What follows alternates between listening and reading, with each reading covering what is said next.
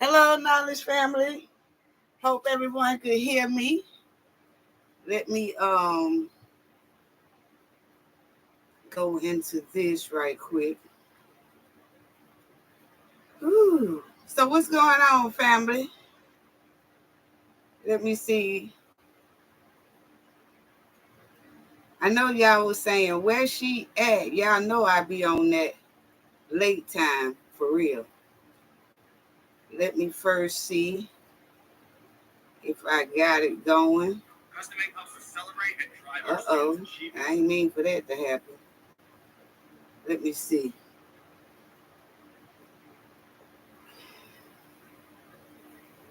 Brian Rubin, hello, how you doing? Thank you for joining us today. Thank you so much. Thank you so much. Okay, yeah, I'm in there. I just wanted to kind of make sure I could see that. We'll let a couple of more people get in here. Ryan, we're going to let a couple of more people get in here. And let me see here. Crystal Shines, Cleaning LLC. Hello. Teresa, hello. Corey Smith, what's up, big bro? Yes. Coretta Evans, hello. She said, good afternoon, beautiful cafe of knowledge. Corey Smith said, what's up, big sis? Teresa said, good afternoon, queen. Crystal Shine Cleaning said, hello, everyone. Brian Ruben said, hello to everyone. Yolanda Mills in the house. Hello, everybody. Love y'all back. Love y'all back. We definitely...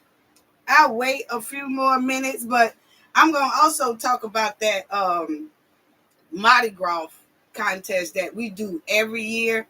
It's awesome.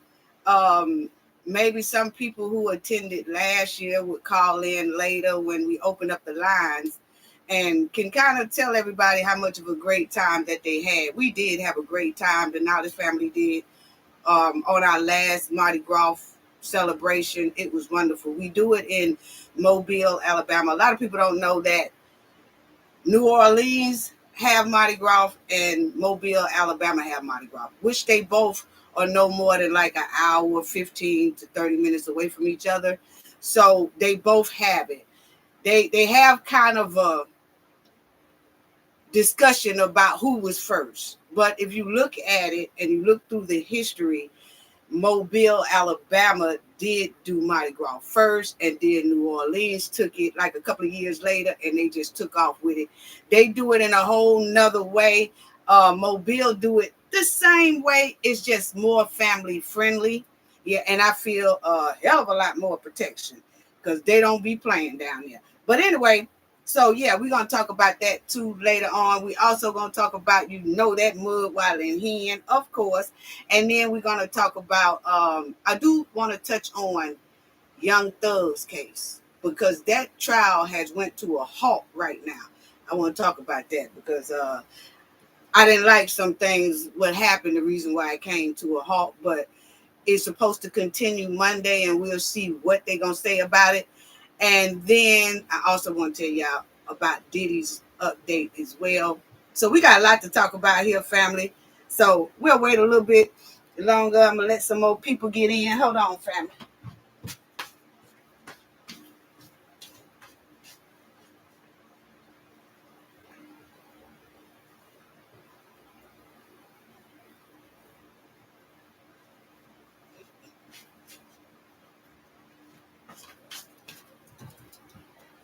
All right, I'm back, family. So we just going to get it popping. We just finna get it popping, family. Y'all already know I got my notes together ready. Dana McPherson, hello. How you doing? Good morning, family. Good morning, good morning, good morning. Okay, so we'll go ahead on and get started.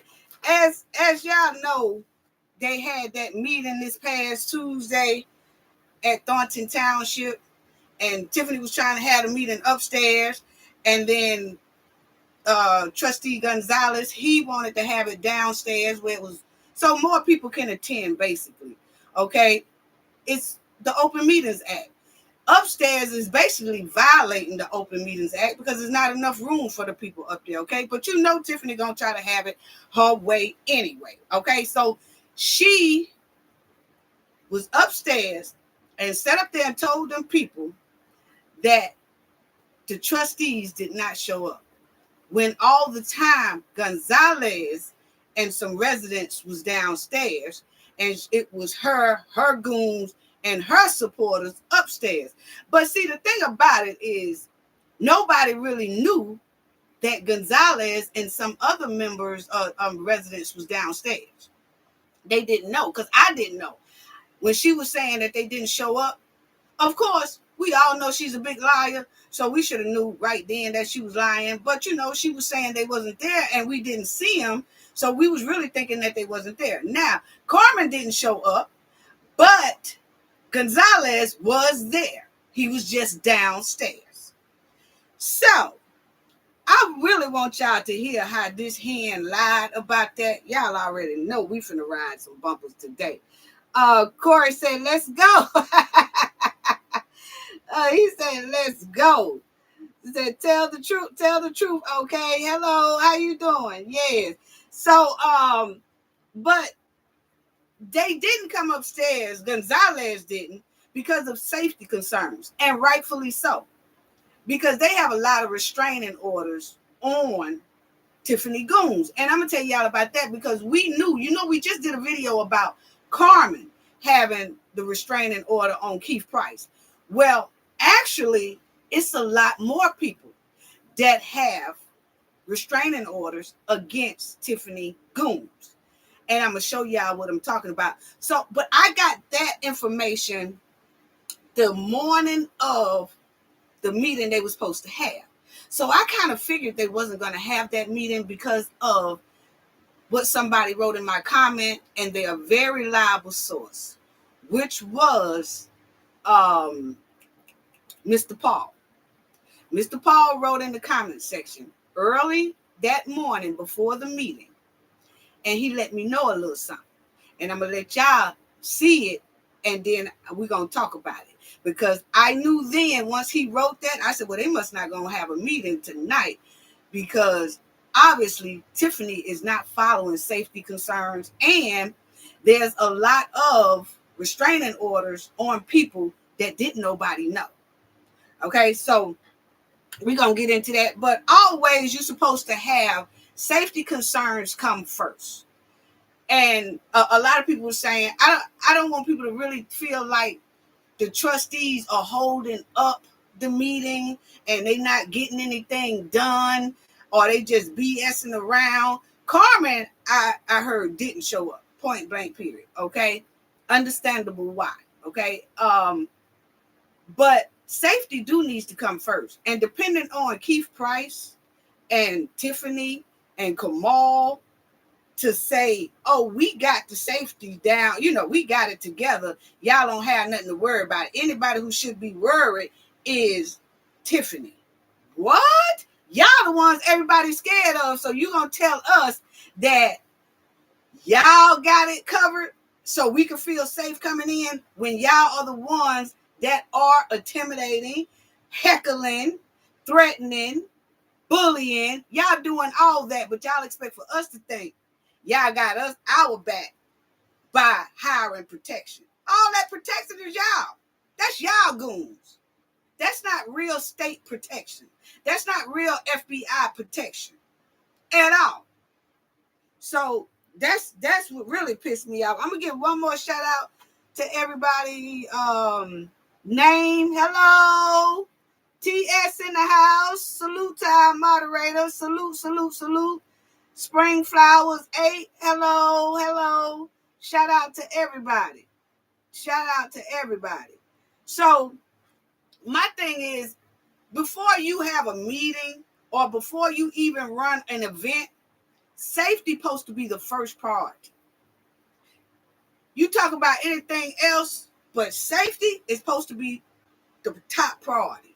That's in anywhere, in a meeting, or if you go to a concert, you planning on having an event and all that, you have to make sure safety measures are in place. Ain't no safety measures in place over there with Tiffany and her goons. Not at all. What they like to do is play in people's face. They do not have no safety measures in place. No, they don't. Now, listen to this old mud while in here and tell this lie. She gonna tell this lie and say that Carmen and Carmen didn't show up, but she tried to put it like Gonzalez wasn't even there. I'm telling you. See, that stuff right there lets us furthermore know they can't be trusted. Because if you can sit up and lie in our face just that quick and tell us, well, we're going to hold our meeting because we don't have no quorum because the trustees didn't show up. And you knowing one of your trustees is downstairs, but you sat up there and told that bold-faced ass lie and said that man wasn't there. And we didn't know. But that's how quick Tiffany will lie in people's face. So when they say that they have security under, oh, we got security under control, y'all lie too damn much. You lie right in our face. On national TV too. The trustees didn't show up, so we don't have no quorum, so that's the end of the meeting. But I see her ass she got up out that chair, didn't she? She got up out that chair. She didn't sit up there and talk. That's enough. Well, first let me let y'all hear this fool lie, okay? Now, before I get to that, let's listen to this fool lie. Sit up there, told that lie on that man. It's communities. I want more love. Where's the love, guys? Love. Last but not least, Chris Gonzalez and Carmen the liar. Stop playing with the residents of Thornton Township. We have things to do here. Come pay these bills. Okay. So I wanted to say that part. I'm gonna let y'all listen to the other part. But I wanted y'all to hear that part.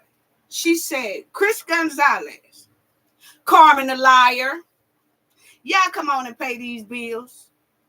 Okay. You just told us you had safety concerns put in place, that everybody would feel safe. But then you turn right around and you call your trustee who said she has safety concerns. She has a protective order out. And you turn right around and say, Carmen the liar. So what makes us think that you got safety measures in place when you still picking on the one? Tiffany's still picking with this one. Carmen the liar. Carmen's not even there yet. So imagine if Carmen show up. But see, y'all told us y'all got safety measures in place. Listen to this mud while in there he and lie. Listen, y'all. This is the lie right here.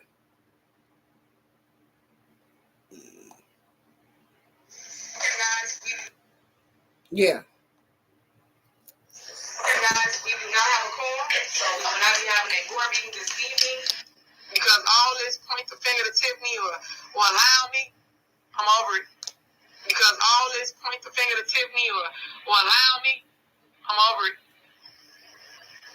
Now it's time for me to speak. It's a power grab. That's it. Power and money grab. Now, Tiffany says it's a power and money grab. I will be seeking arrests for individuals involved. Okay, now this is Tiffany went on a Facebook rant. Okay, she went on a Facebook rant, but as you hear, she says we don't have a quorum because the trustees didn't show up, but one of them was there. But this is her Facebook rant. It's a lot, and that's just me telling you a little bit.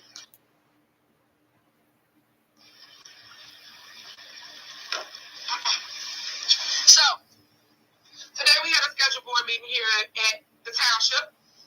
The only trustee that showed up was Darlene Gray Evers, myself, and the clerk. See how she told that lie? Today we had a scheduled board meeting here at the township. The only trustee that showed up was Darlene Gray Evers, myself, and the clerk. And of course, all the media, right? They come always for the mess, but never come for the great things that we do at Thornton Township. Chris Gonzalez was a no-show, and so was Carmen the liar. She was a no-show. I want people to know that safety is top priority. We made sure security was in the building. We made sure that they had wands. We made sure that everybody's safety was number one. So people entered the building, and like they say, it was only a few people. It was not thousands or hundreds of people here at the township board meeting. But they did not show up. That was Tiffany trying to cover her butt. Due to lack of a quorum. Okay, see, that was Tiffany trying to cover her butt right there. When she said it wasn't even that many people that showed up. See, she knew that they had locked the doors. Now, that's what I want to talk about. But I just wanted y'all to hear her say, Chris Gonzalez is a no-show. When she knew he was downstairs.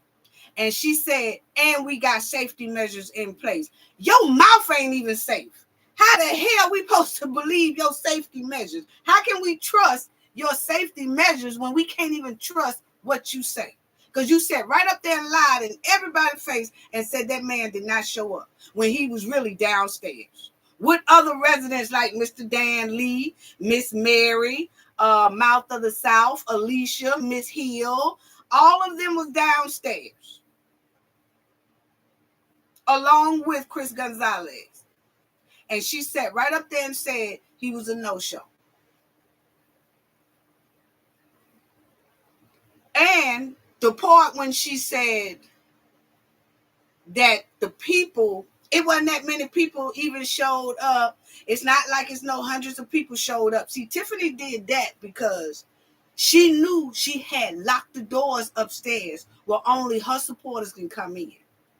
So she wanted to try to get it in the airway that because she knew those residents was downstairs and she knew that she's violating the Open Meeting Act, she tried to kind of get in front of it and say it wasn't even that many people that showed up.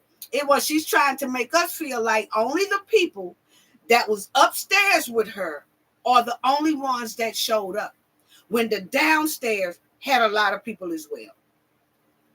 And then Tiffany and her goons was real nasty by turning on all the TVs downstairs because they knew that some residents was downstairs. They knew that Chris Gonzalez was downstairs. They turned on all the TVs downstairs and then was going to make them listen at what she's doing upstairs through Zoom. You violating the Open Meetings Act. You can't do that. They should be able to go upstairs with you. And they wasn't. They had some new security guard I've never seen before. Of course, she had that other police officer or security guard, whoever he is that hang around that be mean mugging Chris Gonzalez and Carmen. He was there. He part of the goon squad to me. Okay? My opinion. But they did have a new one there that when the residents downstairs did try to go upstairs and pull on the door, it was locked. They asked him, Miss Mary, Alicia, all of them. They said, hey, why is this door upstairs locked? He said, I don't know. They just locked it. They say can't nobody else go in. That's violating the Open Meetings Act. So the residents that was downstairs did try to come upstairs. Tiffany locked the doors. Then going to tell us and the world and the news media that was in there that it really wasn't no residents there. Basically, just besides the ones that was in there with her. They wasn't letting nobody else in there.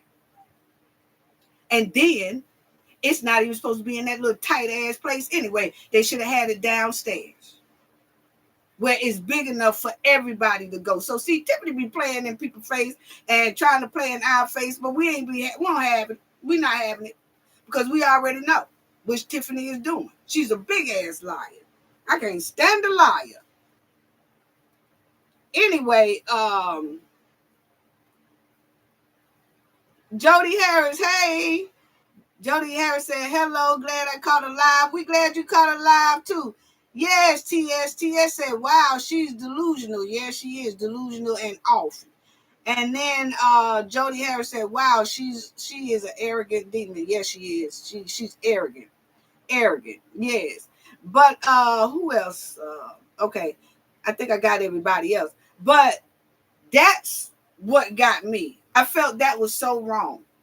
And after Tiffany shot up out of there, because remember the last time the meeting, nobody showed up, the previous meeting, she sat up there and had that long-winded talk, basically campaigning, and she got served. So this time, she hurried up and said what she had to say, and she left up out of there. But if y'all paid any attention to it, before Tiffany said there will not be a meeting, her lawyer tapped her on the side, on her shoulder, and he whispered. They whispered for a little minute. I believe he was trying to tell her then, just say that the meeting is over. Don't try to, do no campaign. Don't try to, tell them how wonderful you are. None of that. Just go ahead on and tell them there's not a meeting, and then let's go. If you look at that past meeting, before Tiffany got ready to talk, the lawyer taps her, and then they have a conversation. She turns her back, and she have a conversation with the lawyer, and she does like that. And he is the one that stopped her from doing at the meeting what she did on Facebook. That's why she went on Facebook, to get it out. She wanted to get it out then, but my opinion is that I said he must be telling her to just go ahead on and say it's not a quorum and that the meeting is over. And that's exactly what she did. And then she said, if anybody want to ask me any questions, y'all can ask me, while I'm downstairs or while she doing whatever. But that's it. She wouldn't let nobody do a comment, nothing. And I think the lawyer told her not to. Like, this is not a meeting, so just end it. Now, I think that kind of threw a monkey wrench in what Tiffany really wanted to do, because she wanted to go on a rant. So what she does is, when she leave there, she goes somewhere else in her office and jump on Facebook and just have a total meltdown. That's basically what it was giving. A total meltdown. Yes, it was. Yes, it was. Yeah, it really wasn't nothing. I mean, we'll talk about it in another video or whatever, but it basically was a campaign. I do this. I'm the best at this. Carmen and them is a liar. This and that. And Chris Gonzalez. And I'm gonna have them arrested. And just the same old mess. The same old mess. That's all it was. That's all it was. Just a big mess. And I do think, let me show y'all that too about Mr. Paul. Let me show y'all that. This was Mr. Paul. This is what he wrote to me. I'm going to just let that add. It shows that. And I'm going to tell y'all right now too. Tiffany, I want to know, why is Tiffany looking like, I don't know, it's giving lockjaw mouth, Tiffany.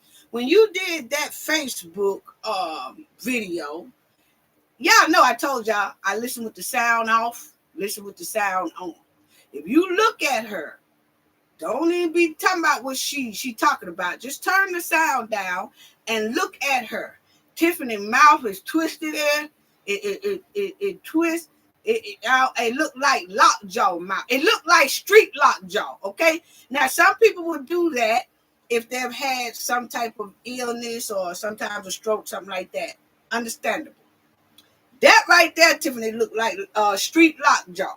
Y'all know what I'm talking about by street lockjaw. You gotta be know about the hood and all that to know about street lockjaw. Okay. Now I'm just gonna show y'all what I'm saying. You know when your jaws be puffy. Yeah, when your jaws be puffy a lot. Just be puffy. Why is that left and right jaw so puffy? Almost look like a toothache, like you got cotton ball mouth, See, sometimes, if anybody know about the hood, you know, you have some people that's on that mess. And now I'm not saying she owned it. I'm just asking a question. Why did her mouth look like she just come from the dentist? You know, it was kind of like that. And then her mouth was, you know, with certain words, her mouth would twist off to the side. What the hell is going on here? Didn't look right. Then the rant, the rant was, it was like non-stop. It was like motor mouth. It was almost like the street lockjaw folks. You know that we see them all the time. You know, got the cotton ball mouth, and you know something going on, and they just constantly talk. They constantly want $1. Hey, I really do need $1. Do you got $1? Because see, I got to get down to town, and I'm doing this, and I'm doing this, and I'm doing that. They just can't stop talking. But they ain't talking about nothing. You know what I'm saying? Hey. All I need is like a 20. All I need is like a 20. And as they talking, their mouth is going to the, you know, every once in a while it shift to the side, shift to the right, shift to the left.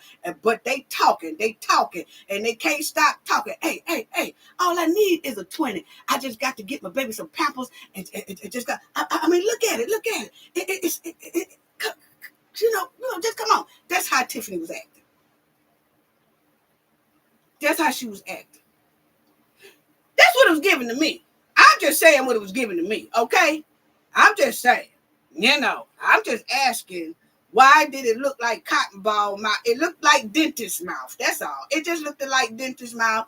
And you know, nothing wrong. Actually got good teeth. I'm just talking about how, you know, when you come from the dentist and your jaw had a little puff to it, but then your mouth go to the right, go to the side because your mouth is numb. You know, yeah, they be out here on the street like that. You know, we call them street lockjaw. Okay, I'm sorry. Get mad at me. Don't get mad. I'm just asking a question. What's up? Kendall R is in the house now. It's Kendall R birthday. It was a couple of weeks ago, but I did want to celebrate her and say happy birthday. And Kendall, if you feel like you want to put your Cash App in there, and I would like to ask that if you have $1 family or something like that, send it to her Cash App. And Sonia R as well. She said she had a birthday as well this week. So yeah, they October babies, and shout out to everybody else whose birthdays are in October. So yeah, so if Kendall, if you feel you know, if you want to, you can put your Cash App in there, and then people, if y'all have $1 or something, send it over there to Kendall. The moderators are so sweet and so nice and so loving, and they respectable, give great hospitality and all that, and I appreciate them as well. But anyway, family. So shout out to Kendall R. And who else I'm missing here? Justin Thomas. Justin Thomas said there's no way I could have watched that hen's whole entire Facebook rant. I already know. Debbie Durham. Hello, how you doing? Yes. But anyway, yes. Somebody, Jody Harris said she talked too much. Yeah, I'm telling you. But so that's what it was just given to me. That's what it was given to me. I'm sorry. You know, you take it how you want to take it. I just wasn't liking that. In her Facebook rant and stuff, she always talking about a $9 million surplus. No, sir minus. Where is the receipt set to show that you got a surplus? We have not seen it. So only thing we can go by is Dolphin's position, the village. The village is in the red, negative. So we have to assume that Thornton Township is damn near right there on the borderline of being just that, in the red. Sir minus. Always talking about some 9 million. Where is that? Always running her mouth without receipts. Little street lockjaw. And then Gonzalez, he did an interview with reality Check TV Chicago, was it? I don't know, but I know he did an interview, and he said he kind of regret that he appointed the hen there, but she kind of had some potential. Potential where? She was gaslighting y'all. That's all she was doing. She was manipulating. She used manipulating tactics to get what she want, and then she damn near draining everybody dry. That's all she did. And it's sad that we know how she is. They should know how she is right now. And to say potential was there when now we look and see how she did the college. She ran off and she owed the college. All that. Now that we look at stuff, where's the potential at? I don't know. I really know. But I do want to say shout out to all the residents who was downstairs that Tiffany locked out and that Tiffany wouldn't let upstairs. And it was downstairs with Gonzalez. I know it was Mr. Dan Lee, Miss Mary, Chris Gonzalez. He was down there. Martha South, Alicia. It was a lot of them down there. But now I can get to show y'all about Mr. Paul because I got off track. Let me show y'all what Mr. Paul wrote. Okay, this is what Mr. Paul told me. Okay. This is what he said. And I'll let y'all see it too when all the ring lights ain't on. I'll let y'all see a little bit more of it. But he said, my wife and I also request for a protection order against another one of Tiffany's goons. The judge told us that Thornton Township is keeping her busy. So many people have orders of protection. Said the judge said she's putting all of us together on October the 24th. Okay. So what Mr. Paul told me was that it's so many people that have filed the order of protection against Tiffany and her goons. To the judge said, look here, it's so many people that has put in orders of protection. So what I'm going to do is schedule all of y'all together on October the 24th, which was Thursday. Did she postpone that one? We don't know. Do she still have that one? Did she give them all their protection orders? What happened? But I did tell him to, kind of let me know. I did tell him that I was having this live and if he wanted to call in. And just like now, if anybody from Dalton, the village, or the township, if y'all want to call in now and talk to me, only them. Only anybody from the village or from the township. If y'all would like to call in now, and if you do have that order, what happened Thursday? Did it go through or was it postponed again? Or what was going on? But that's what Mr. Paul said. But y'all can call in now at the telephone number is 678 and it's 439-4517. So if anyone from Dalton or the township would like to call in and just say anything, this is their time between from here until I open it up to everybody. So if any one of them would like to call in, it's all good. Once again, it's 678-439-4517. Okay. But that is what Mr. Paul said, family. Once again, he says, my wife and I also request a protection order against another one of Tiffany goons. The judge told us that Thornton Township was keeping her busy. So many people had filed a protection order. So the judge rescheduled it For all of them, all of the ones who have protection orders, she rescheduled it for 10/24. Wow. Wow. Wow. And my thing is, that was a good move for the judge to, it sounds like the protection orders was coming in so fast till instead of the judge doing each one of them separately, because the people they complain about is basically the same people. So instead of doing all of it separately, it looks like Mr. Paul is saying that the judge said, okay, we're going to hold all these together at the same time. Brilliant move to me, because that will then show how many people at one time had to go to court and complain about Tiffany's goon squad, who's always harassing, intimidating, threatening, bullying people, all that, mean mugging, all that stuff.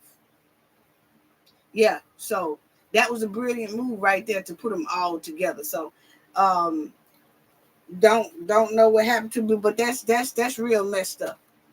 That's real messed up. James Watson, hello, said Cafe. You look real good in that outfit. Thank you so much for the compliment. It's greatly appreciated. Yes. Yeah, thank you so much. Thank you. Now, the landlord, Tiffany, landlord, shout out. Okay, so shout out to James Watson and Coretta Evans. I did get you. Dana, hello. Debbie, hello. Oh, yeah. Tony Buttle, hello. Yes. Justin Thompson. Okay. So, yes. Yeah, but, okay. Cooking with Frank, what's good? What's going on? Salute to you. Yeah, salute to Cooking with Frank. Y'all check out his channel. Boy, he had me falling. I be laughing, boy. He be on it. I'm telling you, you want a good laugh, please go to Cooking with Frank. I mean, he really do. And then he really has it to where it's kind of hurtful, but then it brings some light to the soul. You know what I'm saying? It's real now, but it do bring light to the soul. So you are so greatly appreciated, Cooking with Frank, and all his topics are good to me. And then he have like a Halloween one too.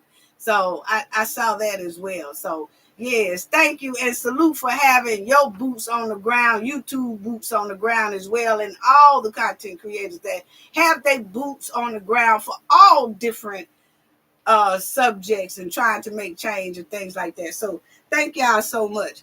But now, that landlord family, didn't I tell y'all that I felt like that was a buddy system gone wrong? Didn't we say, so I tell you, I've been knowing Tiffany. Because I've been doing it so long. I've been doing this type of work for so long. I could just about tell you Tiffany moved before she even make it. What she thinking before she even do it. Because that's what those types do. Those real deep criminals like Tiffany, yeah. She is a real deep criminal. Okay looking one, but she's smooth with it. But she's still a criminal to me, allegedly. Okay, now, let me tell y'all this right here. The landlord said she could not get into her property. Oh, I tell y'all. I don't know why she fooled with that mud while in hand anyway, because all her friends, she doing all her friends wrong, you know? And I want y'all to hear this right here, because I looked at the lawyer family. I sure did. She got a lawyer that she went to named Carrie. Yeah, she went to a judge named Carrie Hampton. So since she can't get into her apartment, she told the judge this right here. When she went to court, they went to Zoom court. Of course, Tiffany didn't show up. Kamal didn't show up. Nobody showed up but Miss Hull, Janetta. Okay, I told y'all it was giving two friends teas there. So here you go, right here. Now this is what she said. Now check out what she said, and I'm gonna let y'all hear the judge, okay? Because I want to see what type of judge. We already know about the status, okay? I am not feeling that, man. We'll talk about it in a minute. But anyway, the person with the, here you go. This is the landlord that said, I can't get in my house. Okay. She said she can't get in her house. Okay. Now, but this is what she tells the judge. I want y'all to check this out. During the hearing, she apparently was by Zoom, Miss Hall, said that the occupants have been elusive and that they had not been able to gain entry into her home to inspect the property. Now, Hall told County Cook Circuit Court Judge Carrie Hamilton, which I found who Carrie is, and I just want y'all to hear something. But it says that she went to the home Saturday. The locks and the garage door codes had been changed. She told the judge she wanted to inspect the home condition and also have work done on the furnace. And I do understand that, because here on the Gulf Coast, we have furnace, like fireplaces and things like that. Those things have to be checked each year before it gets cold, because you need your fireplace checked, because you don't want a fire, to break out. But anyway, this is what else she said. So the judge told Hull, said, have you considered contacting the village for help gaining access to the home? Hull said, do you know who these people are? Do you know who these defendants are? Hull asked the judge, who said she did not. Okay, so Janetta, when the judge told Janetta, well, hey, have you tried contacting the village? And maybe you could, get with the mayor there. Since you say you can't serve her or can't get her or whatever, try the village. Ms. Hall said, do you know who these people are? Do you know who these defendants are? I'm not going to do that. And so the judge said, well, no, I do not. Because this lady, the judge, Carrie Hamilton, she's a white lady. She's a white judge, okay? So she don't know, I guess, anything about Tiffany. I guess this is a whole nother world to her. But I do feel a lot of the other judges know, like the Thaddeus, because he just agreed with the AG Kwame about another situation in court that they had. Thaddeus agreed with Kwame. And now Kwame deals with the hen, writing her back and forth, telling her do's and don't, which Tiffany don't pay him no mind. She just take whatever he say and throw it clean in the trash can. She don't be worried about nothing Kwame say, okay? Which is weird in itself, okay? Now, we're talking about that judge. So I just find it quite strange that judge there, the Thaddeus, seems like he's giving a lot of little passes there. Yeah, we'll talk about it. But I want to talk about Carrie right now, this judge. So this judge told Miss Hull to do that. Miss Hull said, no, I ain't going to be able to do that. No. So now she's getting her like a little private investigator or somebody to try to serve Tiffany. The same way the guy that got the barbershop served Tiffany. Served her through a private investigator. That's what's going to have to happen, because Tiffany is dipping and dodging her and Kamal. Didn't I tell y'all that when I saw that a private investigator come to that Thornton meeting and serve Tiffany, I said that didn't do nothing but tell us that Tiffany and Kamal is dipping and dodging from the FBI and investigators and sheriffs and deputies. That's all it showed. That's all it showed us, that they are dipping and dodging, and it takes people to get private investigators and all that to get Tiffany. Now, it's not going to take all that for the feds, because I don't care how much they run, dip, and all that. If the feds want them, they going to get them. Yeah. They could try to make a secret flight out of the country. The feds are going to see it and catch them before they do it. Yeah. Yeah. But when they want them, they will. But So then you had that Bo Britley. They called him and they called his office and they asked him about him representing Tiffany about this landlord thing. And he said that, because you remember when they asked him the first time, he is the one that said, this is, she can't prove that no rent been missing. So actually all of this is basically nothing. Okay, so they called his office and said, okay, so what you got to say about this? Because this lady said that. Now he says he don't represent Tiffany in that matter. Okay, and he said he does not represent the mayor on any eviction matters. But he did at first. He was the one who spoke up, because at first he's the one that said that the landlord has not been bought in good faith. Her complaints weren't bought in good faith, and she has no proof of missed payments. That's what Bo Britley said at first. Now he's saying, oh, I don't represent Tiffany in the eviction matter. I represent her in something else, not the eviction matter. So they said Hamilton is set to go back to court on Hull. She's scheduled to go back on October the 29th. That's their next hearing. So the Mudwalling Hen and Kamal, they did not show up to this past court hearing. Only the landlord by Zoom. Tiffany and them did not appear at Zoom. They didn't even send a lawyer to represent Tiffany in the Zoom court matter. Nothing. So the judge rescheduled it for the 29th. And that's supposed to give Tiffany and Kamal time enough to come into court or do court by Zoom about this woman getting into her house, which is rightfully so. But it couldn't be me. It couldn't have been me. I'm sorry. I just had to take the hit. I just have to take the hit from the judge or whoever. I'm coming in that house. I'm coming in that house. I'm going to take back over my house. If I know I ain't gonna come by myself, but I'm gonna have some folks with me that it's gonna be a showdown about that house right there. If they came to try to stop me from getting in my own house, no, we ain't gonna be able to do it like that. I'm sorry, I ain't promoting violence, but what I am saying, hey, don't you go kicking nobody out their own house. What is that? I've never heard of that a day in my. Who do that? I have never heard of a landlord being thrown out of their own house. What? No, y'all ain't gonna be able to do that. How do you evict a landlord out their own house? Because that's basically what Kamal and Tiffany did.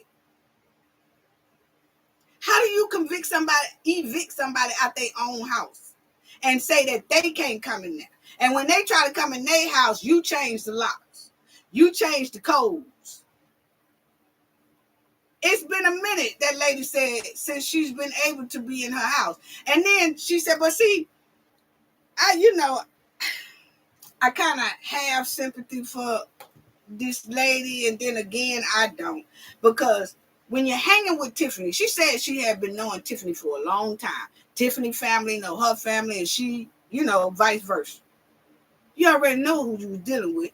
See, these people cannot tell me that Tiffany was all sweet, cool, hunky-dory, and all that, and then they just let Tiffany have their stuff, or they gave Tiffany a position, and they didn't know nothing. They didn't see not one sign. Are you serious? Are you serious?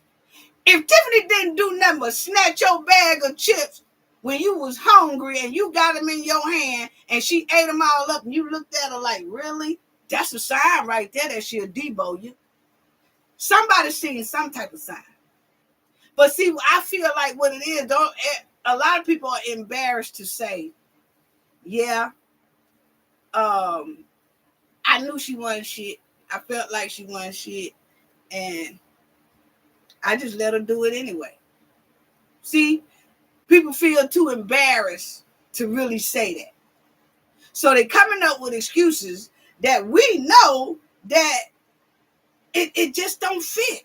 It's no way. Yeah, she did some manipulating and intimidating and things like that, but you could tell anybody that you hang around, everybody know like a person they have been around a while ago or knew a while back or something, that they wasn't nothing but a bully. They was spoiled. They was an ingrate. You could tell that everything had to go their way, and you like, nah, I ain't gonna be able to hang with that person.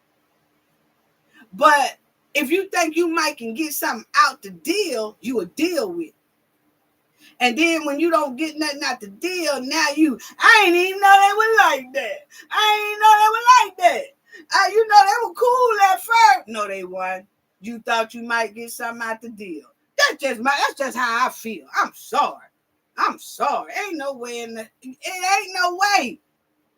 All you got to do is type like we've been doing and look at her background. Her background is terrible. Car theft, car violation, violating cars, all that stuff.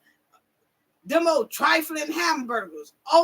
Older people, send them a bounce check. Yeah, I don't owe you this, but I give you that. All you got to do is do this right here. That tells a hell of a lot about Tiffany. So a lot of people either didn't do the research or they just turned a blind eye. And maybe it was her looks. Because sometimes, you know, the devil was a very handsome person. And people fall into that trap. That's why I look at it. I'm sorry. Now, I ain't beating nobody up about it. I'm just saying, I'm kind of tired of like Gonzalez. You know, she had potential. Well, then he didn't even tell us where the potential was at. Just said she had potential. How? I need you to break that down for me. Break down potential.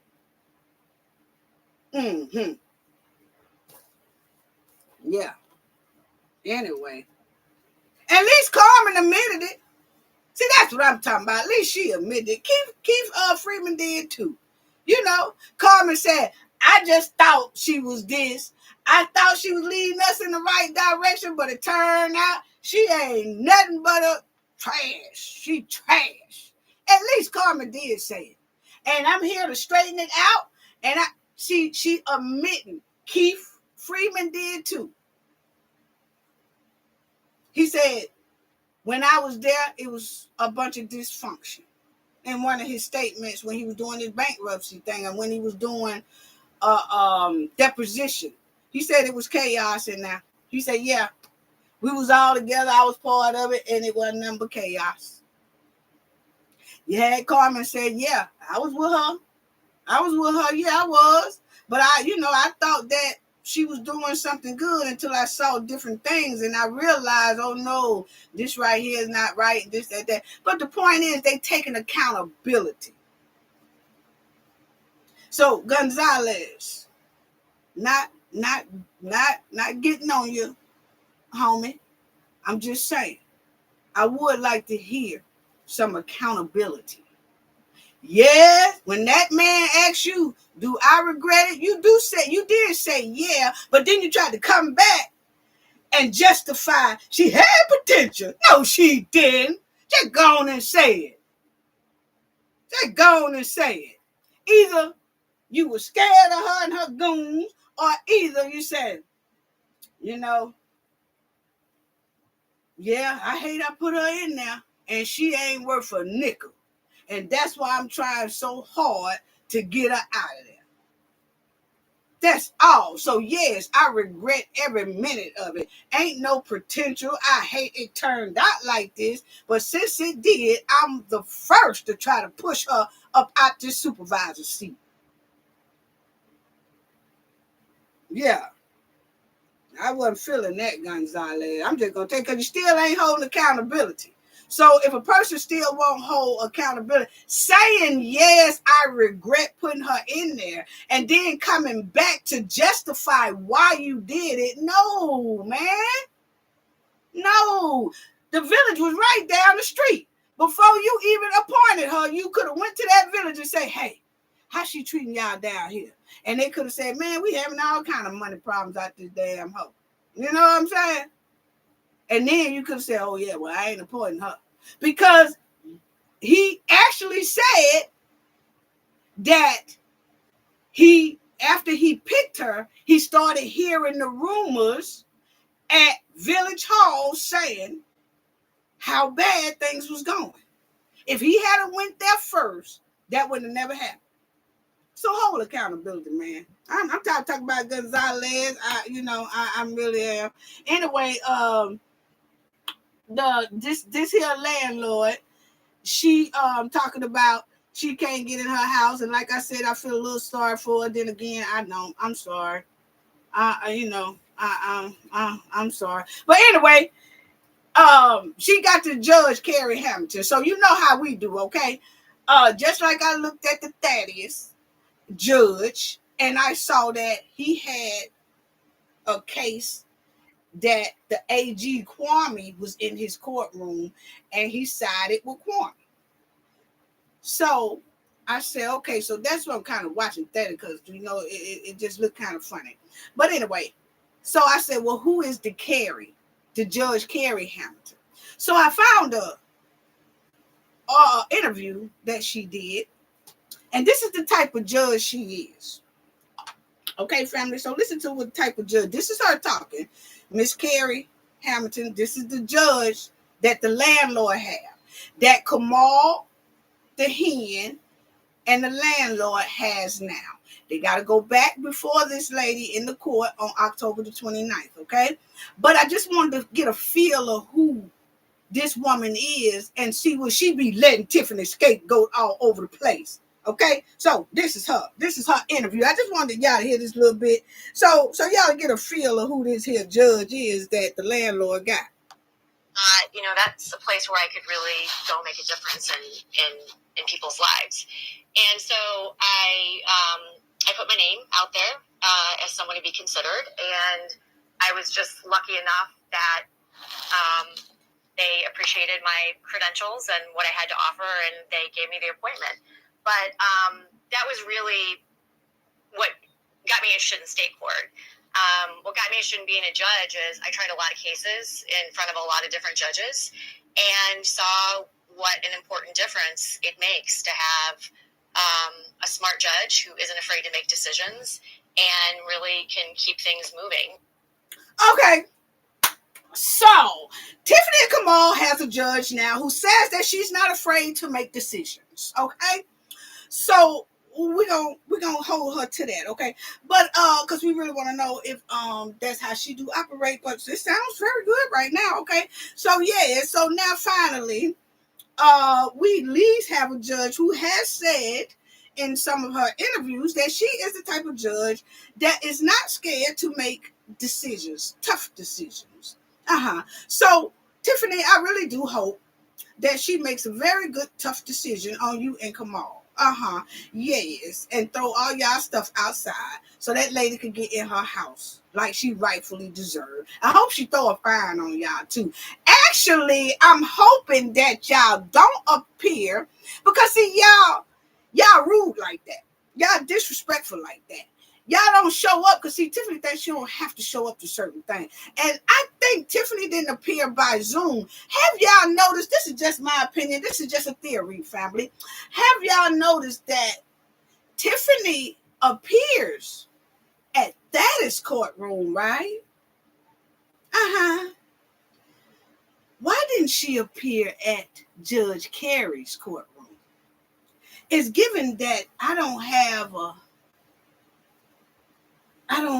a ease to this one. That's what it's giving. Because I'm just trying to figure out, why would you miss this lady here courtroom, her court date, but you didn't miss the court date that Thaddeus had for you? When you was trying to, sue the trustees, or when you trying to say, I want the venue over, I want the meetings over here at the village, not over there at the Park District. See, when it's dealing with Judge Thaddeus, you don't mind running over there. But Miss Judge Carey, for some reason, is it that you think you can't get your way over there, Tiffany? I'm just asking. Look here. I'm not trying to say nothing. I'm just asking. We'll see, because y'all know Tiffany wear a helmet. Every time Tiffany talk, we got to put on a helmet. Yeah, because she lie. So, Tiffany, I'm going to talk on your level now. I really do need you to ask, I really want to know that question. Why didn't you appear from helmet to helmet? I really do want to know, why didn't you appear at Court Carey's? Judge Carey courtroom about that eviction. Yeah. Maybe we can communicate better like this. And Tiffany, you are welcome to call in if you want to. Yeah.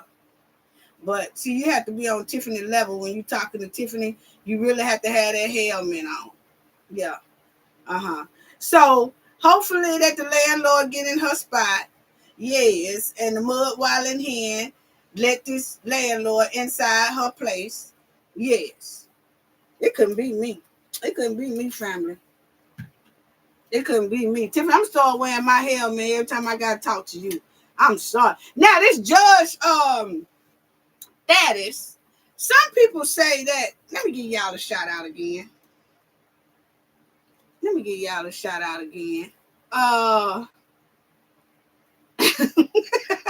Judy said, did you just put on a helmet? Yes. Because that's the only way to communicate with Tiffany. That's the only way to communicate with the mud while in hand, family.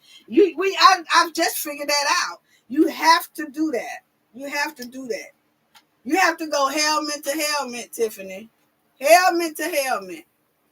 Why you didn't go down there to that judge office? Because she clearly said she had that Zoom court ready for you and Kamal, and y'all didn't show up. See, this is the only way that you can kind of, Tiffany talk, you talk. Maybe you can get some clear understanding because y'all on helmet levels. Okay, so yes, Judy Harris, yes, I did put on that helmet. That's the only way I communicate with the hen. Anyway, hey y'all, I got to go get me a helmet. Papa Naps. Winnie, what's up? William Zander, what's up? So hello to every one of y'all. Yvonne Simmons, hello. Cher, hello. Judge Petty, hello. Judge Petty said that the judge even acknowledged her and an observer and said, you're not allowed to change the locks. It's against the law. Exactly. I do understand that, but I just can't see nobody. And she said that Tiffany and Kamal rent was up. It was in the article. She said their rent was up in May, and she let them pay on a month-to-month basis. I wouldn't. And I don't know if she have a written agreement on that or not, but man, I don't know. But it just shows how scared people are of Tiffany, Kamal, and the Goon Squad. Because when that article said, she asked the judge, do you know who they are? When the judge said, hey, why don't you go down there to the village hall and maybe that'll work. And she's like, do you know who you dealing with? Do you know who these defendants are? And the judge like, no, I don't. So I guess Miss Hall explained it to the judge.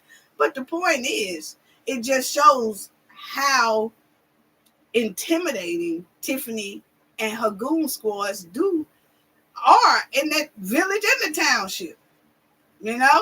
So I don't, and the village should be a place where that lady can go. The landlord, but she's saying, no, I'm not going there. Not at all. William Zander said the property looks bad now. I could believe it. I could believe it. You got bad people that was around it. Probably won't pay for no damages either. Sheriff said, wonder if the homeowners got a fine for $500 since the lawn is outgrown. I think the village will let her pass on that. That was Tiffany and them rules. Tiffany and them rules about the $500 stuff. But yeah, I don't think Tiffany gonna be sending nobody nothing no time soon, because she already avoiding the deputies, sheriffs, investigators. They already dipping and dodging. So Tiffany and them is probably staying like homeless people. They'll stay here a couple of days, stay there a couple of days, because she is actually avoiding being served on anything. So the only way to get her is at a meeting, a village meeting or a township meeting. And I'm going to show y'all something about that, because if you look at that township meeting that they just had, while Keith Price and the other goon squads was waiting on Tiffany to come in, the phone rings. Do y'all see Keith Price answer the phone? He answers the phone, and then he does like this. He doing like this, and he doing like this. I think that was the mud walling hen on the phone then. Check it out. The meeting that just happened. Look at it at the beginning, right before Tiffany comes in. Keith Price is on the phone. He's on the phone, and he's looking around, and he's doing like this. I think that was the mud wallet here on the phone asking him, do you see anybody that looks suspicious? Do you see anybody that look like they're an investigator? Do you see anybody that look like they 5-0? Do you see anybody that look like they FBI boys? He doing like this. He looking all over the place, then he talking. And then it's right after that, she walks in. Mm-hmm. See, you can't fool me. You can't fool Cafe. I'm finna show y'all something, because I was gonna talk about that in that next. I was gonna talk about that in that next video.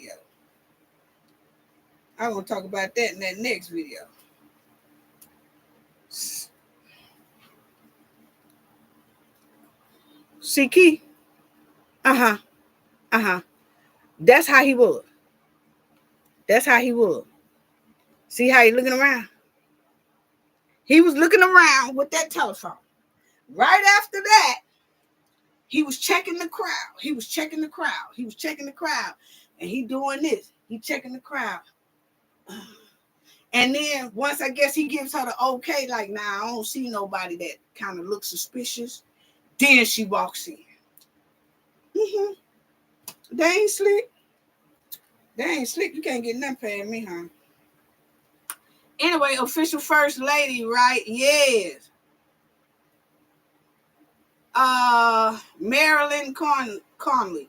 She said, where is the real house they live in? I couldn't tell you.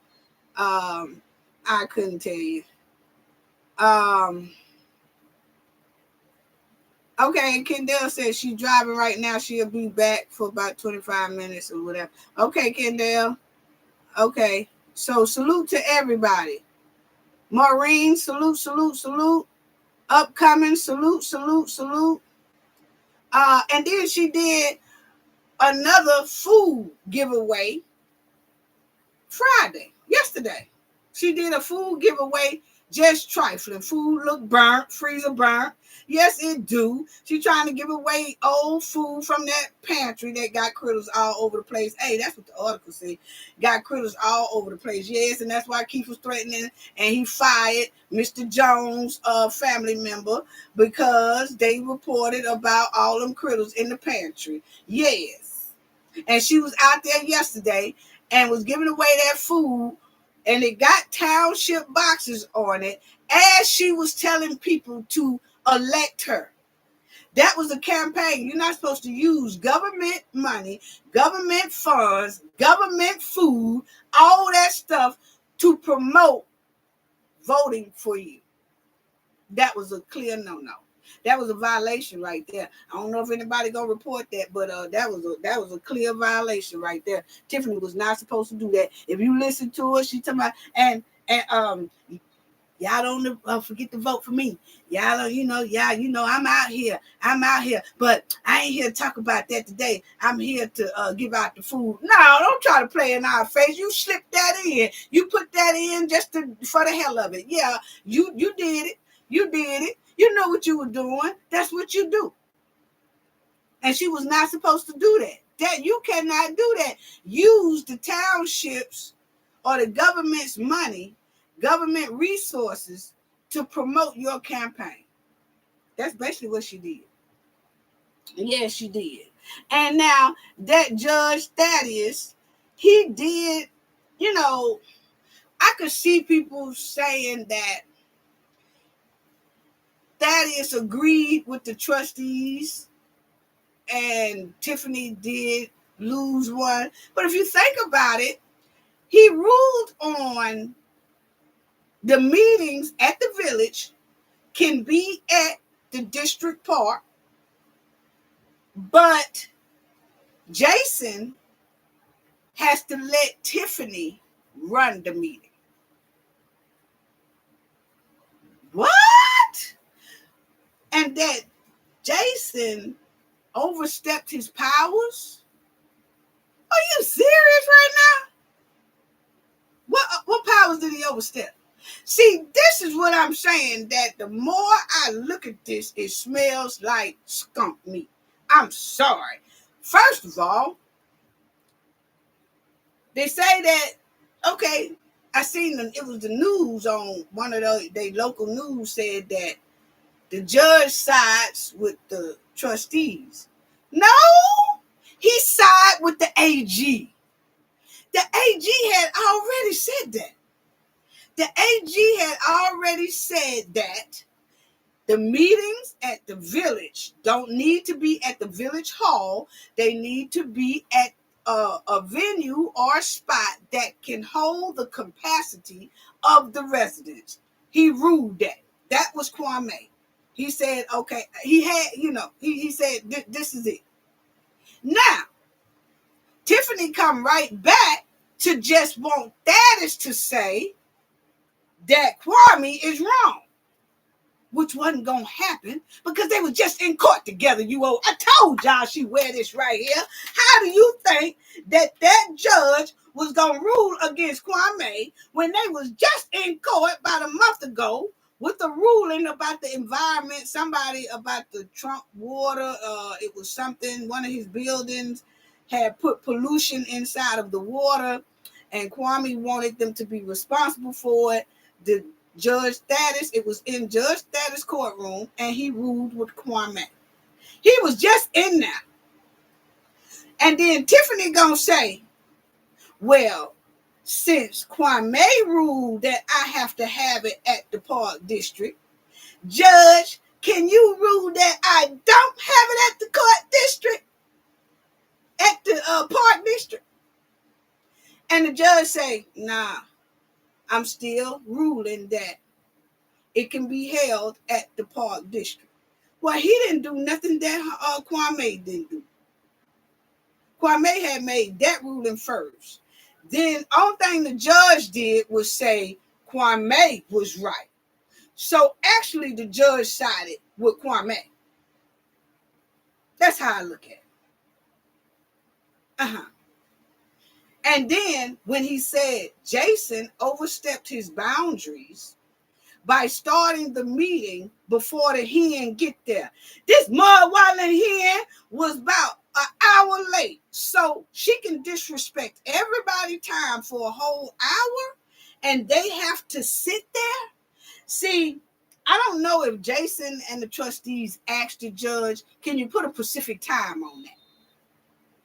Because this woman here likes to be at least 30 minutes to an hour and 15 minutes late. That's disrespecting the residents, the trustees, and the whole village. So what Tiffany is going to do now, since the judge said Jason overstepped his boundaries by starting the meeting before the hen was there. Said Jason didn't give the Mudwalling hen time to show up. An hour? I say Jason didn't start the meeting an hour later. But what I'm saying is Jason waited, I say about 15 minutes after, 15, 20 minutes after, then he started the meeting. But if you look at it, it was like an hour after the meeting started, Tiffany walks in because she was having her own meeting at that little tight-ass village hall. So an hour went by, and they were supposed to sit there until Tiffany show up. She's not going to call him and say, I'm coming or not coming. So what are they supposed to do? Just sit there for 30 minutes, an hour and a half, and 2 hours? So they really should have asked that judge to put a time limit on that. And I was looking at that for that in the article. Like, are they going to say that Jason can start, you have to give her time to come in, at least about 35 minutes. I didn't even see that. So now you know what the hen going to do the next minute? That next meeting, she going to have all of them sitting there waiting for about an hour before she show up. Because, see, she wants to dare Jason started without me. I'm going to go right back up there to the court. Because, see, they didn't put a time limit on it. So if they sit there an hour and a half and waiting on Tiffany is going to try to wait as long as she can to see if they're going to start without her so she could start some shit. I'm telling you. Boy. Ooh, Lord.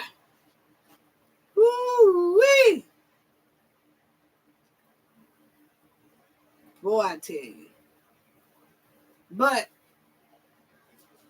I was just tripping on how the judge said,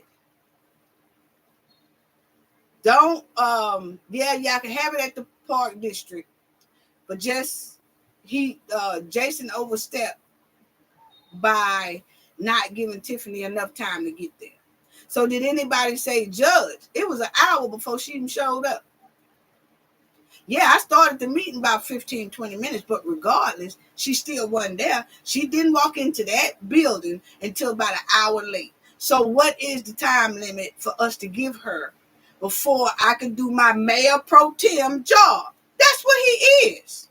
So to me, it seems like the judge fought Jason for Tiffany trifling ass behavior. So see, that's why I got my eyes real open on that. I ain't feeling it. I'm not feeling it, family. I'm sorry. It seems like everybody is dancing with Tiffany or dancing around Tiffany instead of holding her accountable. Because that judge, when he said that about Jason, why didn't he say, well, and Tiffany, when you walked up in there, you started appointing your chief and you started appointing your accountants person or your lawyer person, and I told you not to do that. So for that, I need this fine, or I need you to sit back there for 30 days in that jail cell. Why didn't that come up? See, that's why I say I look at that. They went back to the same judge. He agreed with Kwame about having that meeting at the Park District. Then he chastised Jason for doing his mayor pro tem job, which Tiffany showed up an hour late. Then he never mentions that, while we're talking about this right here, about Jason overstepping his powers, how about him talking about Tiffany overstepping his powers when she said, I come here to appoint my chief of police, I come here to appoint my lawyer, and he had told her not to. Why didn't that come up? See, that's why I got pit bull lawyers with me. See, it's no way they let all that slide. No, what you talking about? She overstepped her boundary. What about the ruling you put down about last week? And she still did it again. Where the straightening coming at on that? But see, Jason is very respectable and professional. And he said, okay, I understand, but it is a win for us. It is a win for the trustees. Yeah, it was a win when Kwame said it. This daddy's man ain't did nothing new. He didn't do nothing but agree with Kwame. I could see if he did what Kwame did and Kwame didn't do it. No, Kwame had already ruled that. So to me, Dallas ain't did nothing but criticize the trustees. Yeah. What about Tiffany appointing those two appointees when he said not to? And he said, I don't want to show you. I didn't like the fact that he said he wasn't playing with both sides. Both sides? It ain't but one side that's crooked. So see, I'm starting to spell skunk meat. I'm sorry. Yeah, anyway. I don't like, y'all just pay attention to how every time Tiffany go into these courtrooms, these Zoom rooms, these court sessions, that she for somehow gets to slide out some shit. Yeah. Pay attention to how, wait a minute, I'm going to tell you, they so used to playing in people's face, I don't know how they do it over there in Chicago or whatever. But see, what they don't realize is there's a lot of us in other states and other countries looking at this. So we know right from right and wrong from wrong. But they so used to playing in they folks' face over there in Village and the Township in Chicago or whatever. They so used to playing in folks' face till they think we don't see it. Because they have been playing in they folks' face so long and ain't nothing been done. But we see clean through the stink. And I'm like, huh? My AGs and the judges I know in my state, cities, and towns and stuff, they ain't putting up with no Tiffany's. So why is it taking so long for her? But you know, Chicago's been loved that city, has been to that city. It's not too far from New York. But it does have a history of just being worse off than the others as far as corruption. You know? Worst off, that state worse off than a lot of other states. Because it goes back decades. But now, this is 2024. People are tired of it. And we can see straight through it. They don't realize we can. Because me and my team was still sitting back saying, okay, Jason overstepped his boundaries, he said. He agrees, the judge agrees to something that Kwame already done said, ruled. Kwame already ruled that the meeting is at the Park District, okay? And I told y'all in the video, I said, well, the judge really ain't going to be able to rule against Kwame. So, okay, so that's done. But what we don't never hear is about how Tiffany keeps violating, appointing her people that the judge told her not to do, changing locks that the judge told her not to do, kicking the trustees out of the village hall. Oh, so we all forgetting that that's on paper too.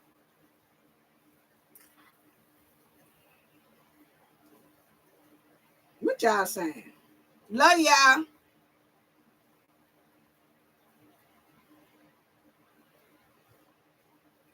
Official First Lady said Tiffany do not care what illegal and unethical. Yeah, she doesn't. Aren't judges elected in Illinois? Yeah, I guess so, because we just heard that judge said she was elected. She said that was Jody said the lawyer need a helmet. But yeah, so I just can't get that. It just started. It just seemed like for some reason everybody who's supposed to be making important decisions and helping the village and the township, it seems like all those people are prolonging the matter, stalling the matter to keep from holding Tiffany accountable. Because you see how quick they said about Jason overstepping his powers, but I have not even heard the AG say Tiffany overstepping her powers. I haven't heard the governor say Tiffany is overstepping her powers. I haven't even heard Thaddeus, the judge, say Tiffany is overstepping her powers. He picked on Jason, someone who is not even abusing his powers. Let's talk about it. Yeah. So see, that's why it's hard for me to trust anything that we said, we looked at, whatever. That's why I looked at Miss Carey. So far, she all right with me. October the 29th come, we'll see what she do with the eviction thing. But a lot of this stuff just stinks to high sky. If it don't smell like skunk meat in a dumpster trash, I don't know what to do. It stinks from Chicago all the way down here on the Gulf Coast. I'm sorry. Point blank, period. Yes. And Tiffany giving away that old freezer burnt food. And that old Raggedy Ann. Somebody, I believe it was Raggedy Ann, came up here in my comment section talking about, I believe that was you, Raggedy Ann, but it could have been some of your goon squads too. But they said, you don't need to be riding Raggedy Ann bumper because you don't know the background and the history between her and Carmen. Frankly, my dear, I don't give her that. I really don't. What I do know is that that woman is very disrespectful and she have hood rat ways in a board meeting, in a community board meeting. She don't know how to act. So I could ride whoever bumper I want to ride. Hey, look here. She knew the cameras was on. She knew the news cameras was on. She knew people was recording. She knew all of that, okay? She knew all of that. And she still showed out. She still showed disrespect. She still heckled Carmen. She still wanted the world to know she got smoke for Carmen. She didn't give a damn about none of that. So why should I give a damn about riding her bump? I really don't. So don't come in my comment section no more with that. I'm so tired of y'all troll. And then had the nerve to say, what happened to my comment? I threw that shit in the trash. What you think happened to it? You think I'm going to sit up there and let that stay up there? I done told you don't come over here with that troll stuff, okay? I done said that plenty of times. I guess y'all thought I was playing. Trolls ain't nothing but toxicity. If you leave toxicity on your channel will become toxic. There's no way I would leave toxicity like dumbness, stupidity, all on my channel as comments. It spreads. Because then you will have some of the knowledge family saying, who you talking to? You don't know who that. Why you here? Then they'll say something. Then they'll say, no. It says the knowledge family. So what do? Trash it.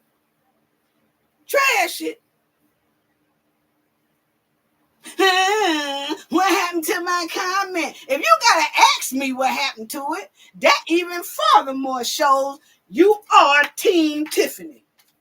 If you got to ask me as a troll, what happened to my comment? Why you erase my comment?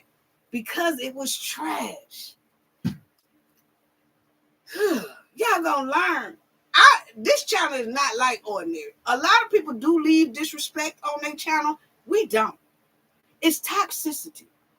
Just like you say, don't hang around toxic people. You don't leave toxic people on your stuff. No, you don't. Because everything becomes toxic. You get rid of toxicity. But a lot of you can't understand that without the helmet. Anyway, Kid DeLon said point blank period. Exactly. Cafe just spanked that truck. He saw, man, that was Cher. Cher said Cafe just spanked that troll. Yes, because I'm tired of why you done? What happened to my comment? I was like, you really did have to come. You came back to check on the comment to see if anybody liked it or did anybody say something to it. You came back to check it and it was gone. Then you start whining. What happened to that comment I wrote? Boy. Boy, that good is real. It depends on what type they be smoking. Now, check this out, family. I'm going to say this, then we're going to get some call-ins in. Andrew Holmes is back out here on the street with that old raggedy Batman Save-A-Lot cape. Yes, he is. He is back here out on these streets. Now, family, it was weird. We traveling, and like I said, I'm in the Mobile area because we're doing the Mardi Gras, getting that set up and getting ready for that. But and I'm gonna tell y'all, they prepare a year. Right after Mardi Gras is over with, they start preparing for the next year. That's just how big it be, okay? But I can't do it like that. I have to do it starting like 4-5 months ahead. But check this out, family. Andrew Holmes back out here with that raggedy Batman Save-A-Lot cape, okay? Now, it was weird because we traveling and I'm on the computer and this lady's article pops up. And she was missing. A 78-year-old woman. She was missing. And I said, oh, wow. And I started reading it, and then it says that she has dementia, and they did find her, but they found her deceased by some forest, okay? And it was in the Cook County area. And it was in Country Club Hills in Cook County. And our condolences go to her family, friends, but she wandered off, I guess, or went somewhere. I really don't know. But now I'm kind of weary about it because who I see. Okay, now the family and the authorities have been searching for this lady, I think, for like a week or so. And then they found her in the woods, gone, okay? And they did the press conference. So I wanted to look at the press conference. And I see one of Tiffany Goon scores. And I'm like, what? What is Andrew Holmes do? And he doesn't say anything. Matter of fact, let me let y'all see it. And I know this ring light. I'm gonna turn that ring light off and see would that make a difference.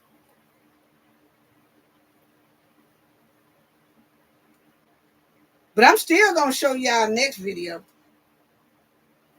so y'all can see it better.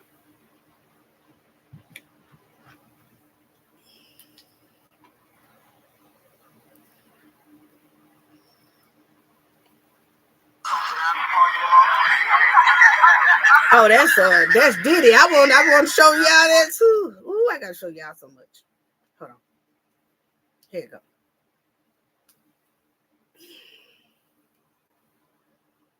Now I don't have the sound on, but just listen.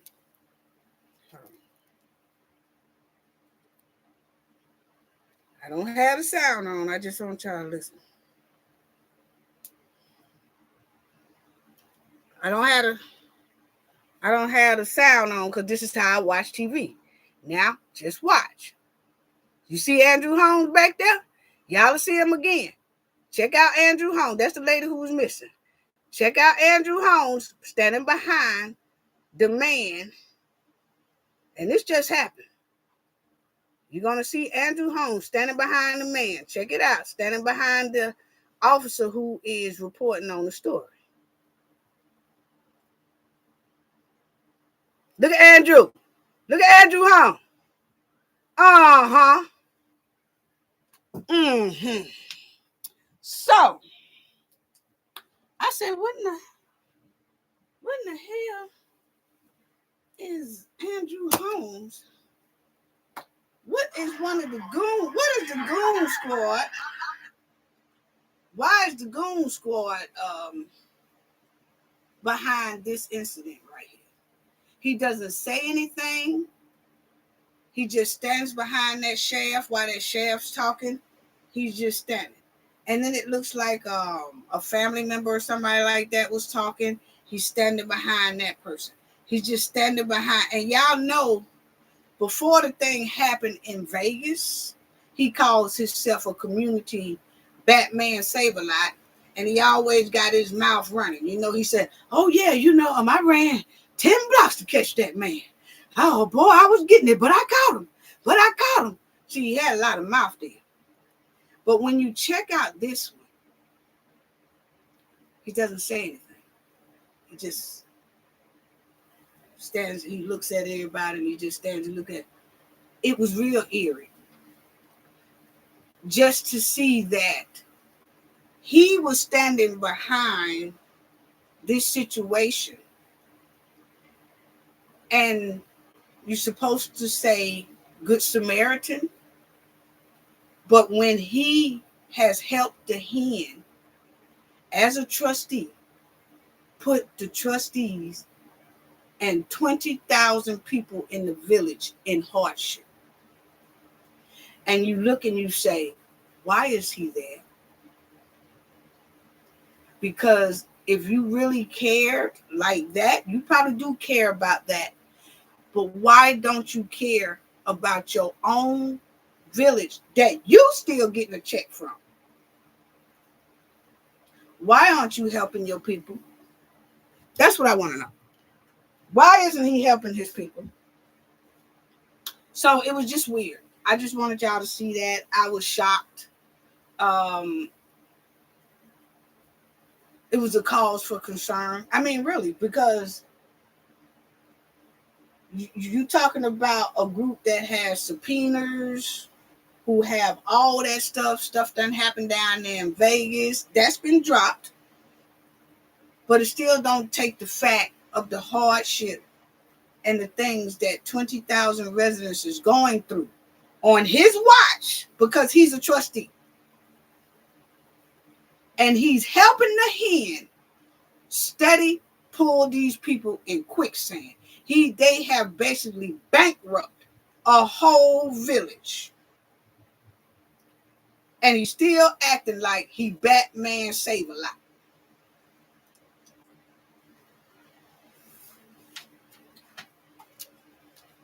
That's cause for concern. I'll talk about that Diddy thing on the next video, because I just want to get to this right here. But anyway, the YSL, I talk about the Diddy thing the next video. I do. But the YSL case is at a standstill right now. And basically because they put, let me see what y'all had to say after I said that about Andrew Holmes.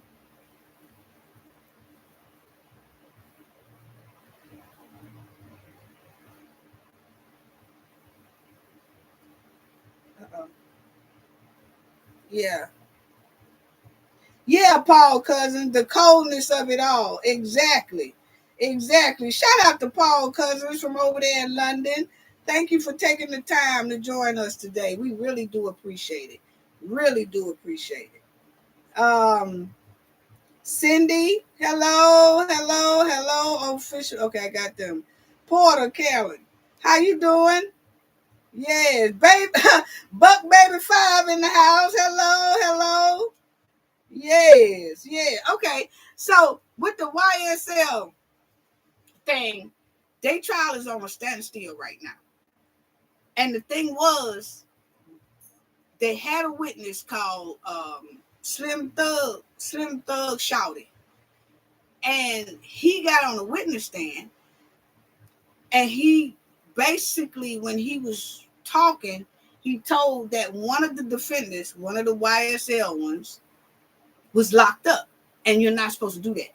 Like, you're not, he was asking a question. He said, well, not since he been locked up. You're not supposed to tell that the defendants are locked up. Like when they see Young Thug, he don't look locked up. All the rest of them, they don't look locked up. They in their suits or they in their regular clothes. They're able to move around.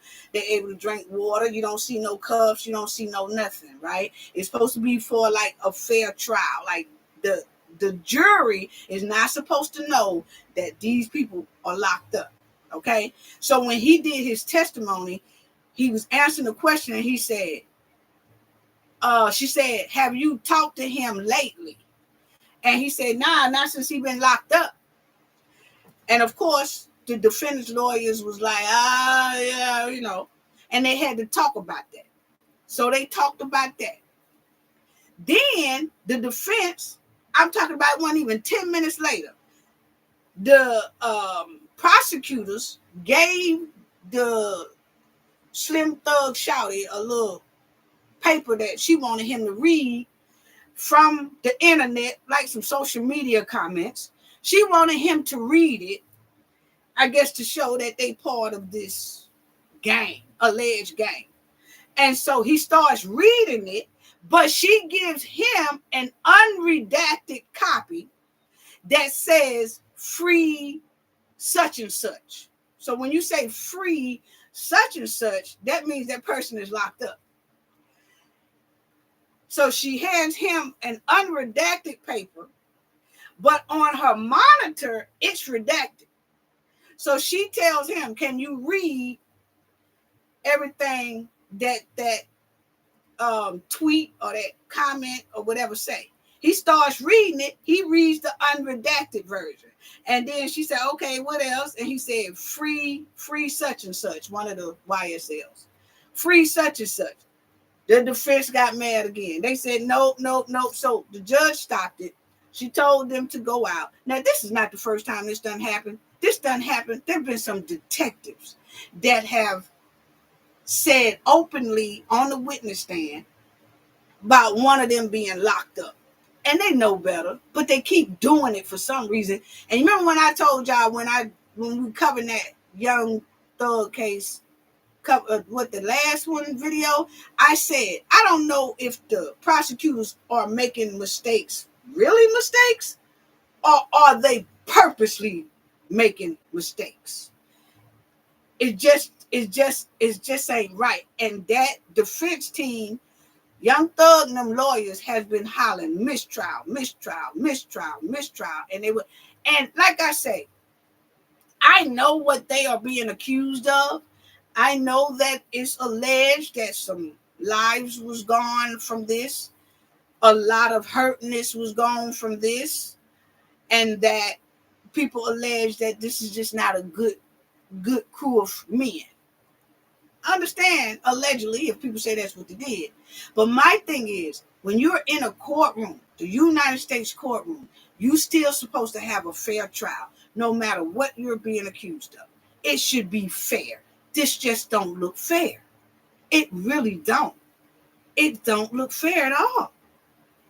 It really don't. So, they stopped the court thing. And so this is what the judge, when they stopped it, and they was going back and forth, it's the prosecutor and the defense, the defense lawyers and the prosecutors. The defense is saying how much the prosecutors always are doing this. The judge even was upset. The defense team said they had told the prosecutors, look, y'all don't have this redacted. Y'all need to start prepping your people. The prosecutors don't even prep their people. It's almost like they just say, oh, we calling such and such to the stand and just throw them up there. They don't prep them. They don't tell them, hey, you're not supposed to say this. You can't say that this person is locked up. They don't prep them. They just throw them out there and all these mistakes are happening. Okay. So the thing is that now they're going back and forth. And then the judge says, I just can't believe that you keep making these same mistakes, talking to the prosecutors. Okay. Love and Hampton, whatever her name is, Hilton. And they're going at it. And the judge saying, you just keep constantly making these mistakes. The prosecutor saying, we're sorry, judge. What's this been going on? It just feels like a lot of unfairness been going on in this trial since the first judge. Then they recused the first judge. Then this lady judge come up. It seems like the prosecutors are still getting some type of favoritism. That's just what it's feeling like. Okay? That's just what it's feeling like. And people shouldn't be feeling like that. And it's like half the world is feeling like that because this is a big worldwide case. Now, the judge makes a mistake and say, how she said, this is what she says while she's getting on to the prosecutors about the big mistake they just made. This was Wednesday, okay? They haven't had court since. They say that there's been a whole lot of negotiations now and that it looked like this is the mistrial that they most likely going to have, okay? But this is what the judge said in the process of telling the prosecutors that they just making so many mistakes and it's terrible. Then she said, the judge says this. She says, hold on, family. She said, I'm trying to figure out a way. She said, now I'm trying to figure out a way to fix your sloppiness. What? And what was so crazy about it is it was me, my team, and we was at lunch, and there was a couple of other lawyers there. They said they whole body tightened up as lawyers. They said they whole bodies tightened up because that's a statement that will make any lawyer cringe hearing it from a judge telling the other side, I'm trying now to figure out a way to basically fix your sloppiness. What? So then that means you with them. That's the perception it gives. You see what I'm saying, family? It's like, so that's why every time we grant a mistrial, you don't, because you're trying to save this trial. No matter how it looks, no matter that it looks unfair, you're basically trying to save it for the prosecutors. I mean, what is it? What is you trying to tell us here? You could tell that the judge knew that she slipped up, because you could tell the look on her face after she said it. Because after she was getting on to the prosecutors about the mistakes they just keep making, and now the defense had said, we want a mistrial. The judge did say, I won't grant a mistrial with prejudice. But do you want to try for a mistrial without prejudice? Without prejudice meaning that, once again, they'll have to start all over again from day one. They will have to bring all of their witnesses back, and Young Thug and the rest of them will have to be tried all over again if the prosecution wants to do that. That's a mistrial without prejudice. So that's what they're on this big break for, to see if the defense team, YSL and them, are going to take mistrial with prejudice and they be tried all over again, or is the judge even going to grant this mistrial with prejudice? And if so, will Young Thug and them take that? And they're saying allegedly that the lawyers for the YSL side and the prosecution are now talking negotiations. What the negotiations are, don't nobody know. Allegedly, they say, because y'all know that we be in Atlanta a lot, based in Atlanta. Our phone number is Atlanta. And so they are saying in the streets that the prosecutors and the defense team are coming together, working out some type of plea deals. Like, okay, 15-year probation, just let them go. Or 30-year probation, let them go. We know that they give out 30-year probation because they just did it to Mook, and they revoked his. Now he got to do his. He got to do 5 of it and then be let out. So we don't know what type of, but they are saying that the prosecutors and the defense team are talking now allegedly on plea deals. And everybody should know Monday if this trial going to resume, which it just don't look likely, family. It really don't. And if so, man, I could see the defense team putting in a motion about what the judge said. I'm trying to figure out a way to fix your sloppiness. You see what I'm saying? So they could throw in a motion for that, and then that's going to have to be prolonged again. You know, so I don't know what they're going to do. We'll see. So if anybody want to call in.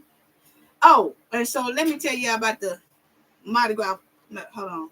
Let me tell you about Juicy J. Yeah. Hey, Juicy J, how y'all doing? Jimmy Davis, what's going on? He in the house. Cindy, what's in the house?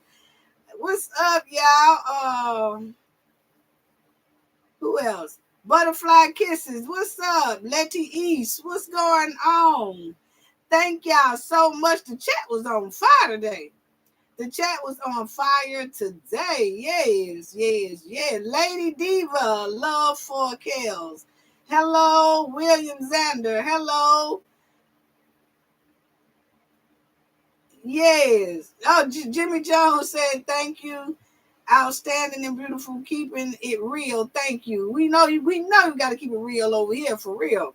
So, in the Mardi Gras thing, we do it every year, and this time it will be March 3rd, March 4th. 4th is Tuesday, Fat Tuesday, 2025. And it's always that you put, like every time we do a premiere or we do a live, when we do our live premiere or we do our live shows, you just put a Florida D. Lee in the chat, or you'll put a Mardi Gras mask in the chat, and then we'll put your name in the jar for that episode. So if every premiere we come on and or every live we do, and you put a Florida D. Lee in the chat, or you put a mask in the chat, we automatically put your name inside of that jar.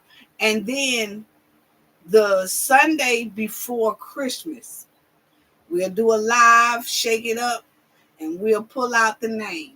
Now, that person gets a free stay for the Monday and the Fat Tuesday, and with a guest, and it's, free. They get the 2 free nights. They go on the little short cruise with us. We have barbecue parties. We have Fat Tuesday celebrations. We have dinner gathering. We do it up, okay? But when we pick your name out, it's for 2, okay? For you and a guest, okay? And y'all don't have to worry about nothing but getting to Mobile, and everything else is taken care of. Y'all 2 nights stay, 2 nights, 3 days, and the food, everything, the trips, the cruise, the everything be taken care of. So, let me say this. I'm going to show y'all what the Florida D. Lee look like, just in case some people don't know.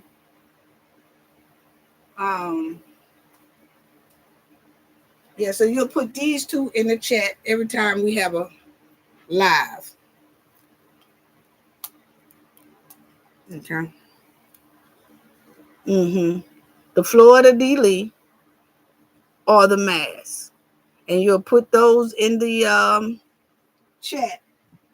And then you start that now if y'all like. And you'll put that in the chat. And each premiere or each live, we write your name down, and then we put it into the jar. And in that December the 22nd, we do the drawing. Okay. Last year, TS won it, but she wasn't a moderator. She was just, she was able to enter the contest. Now, our moderators, they automatically get half price off everything if they decide to come. Moderators, y'all just let me know. Y'all just email me, but just let me know by November the 15th. Okay, if y'all think y'all would be able to make it or not be able to make it or whatever. But we have the moderators already covered. This right here, drawing is not for the moderators because we already gonna take care of them. You know, this is just for the knowledge family. Okay. And it was something else they wanted me to mention about this Mardi Gras. Oh, which everybody probably don't know because we got a lot of new subscribers, but we do this every year. And our security, it's a way for us to give back to the knowledge family, okay? It really is, because without y'all, this wouldn't be possible. So this is a way for us to give back.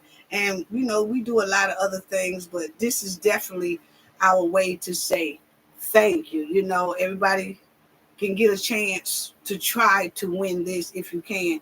We do ask for people who are really interested in coming, you know, or you know that you will be able to come on those days. Like I said, it's March 3rd and March 4th of 2025. Okay, that's a Monday and Fat Tuesday. Okay, and so we ask that all people who know that they are able to make those dates, put it in there. Okay, because we don't want a whole lot of people to be putting a whole bunch of people's name in there, but y'all just doing it for the fun. Y'all really not planning on. No, let's try to keep it to where the people who really are interested have a fair, clear shot, and then to keep us from pulling, and then later on we find out that person not, you know, is not really coming. They just did that. Then we'll have to try to do something again to try to accommodate or get another person. It's just too much. So if you not really interested in it to come, don't put anything in it. Okay. And our security team is security and legal team, they are very strict. So you have to have a valid ID and a valid driver's license, either or. You have to have a valid ID, valid driver's license. Okay, you got that? All good to go. And you think you're able to make those dates, then you can start putting it in. And from here until December the 21st, we'll gather all of it. And on December the 22nd, that Sunday before Christmas, we will do the drawing. Okay, so good luck to everybody who tries. Okay, let me see. And I think that's it. So right now, if anybody, and the donation shout out. Thank you, Melissa Boomer of the Night. Because Melissa Boomer of the Night, she donated to the channel last video we did. So thank you. It's greatly appreciated. And just thank you all. Thank you all for your donations and your love. And don't forget to hit that like button, please. And subscribe if you're not a subscriber. But just thank y'all so much for being so just a loving knowledge family. Thank y'all, because without y'all it wouldn't be possible. Thank you for hitting the like button. Please don't forget to hit that like button, please. It's a way to get the video into the algorithm as well, and it's just common courtesy as well. So if anybody wants to call in, you can, and I get the phone ready, and it's 678-439 4517. Okay. Yes. 678 439 4517. Call in if y'all like. I'll be reading the comments until the meantime, in between time. But I appreciate y'all all. I appreciate you all. Yes. Okay. Cafe. What baby pie? How you doing? Hi.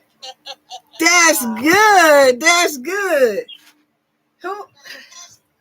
Who are we talking to now? Leona. Huh? Leona, what's going on, Leona? I just love your channel. Thank you so much. 214, please call us back. You have to give her about at least 5 to 6 minutes, okay? Thank you, 214. Okay, so go ahead, Leona. So wait, what number I call? Huh? I call the same number? Oh no. You all right. What do you think about the subjects, and what do you have? Do you have something to say about either or topic that I mentioned today? Oh my goodness. Henyard. Oh yes. She is something. Oh, it's just horrible what she's doing to those people. Mm-hmm. It really is.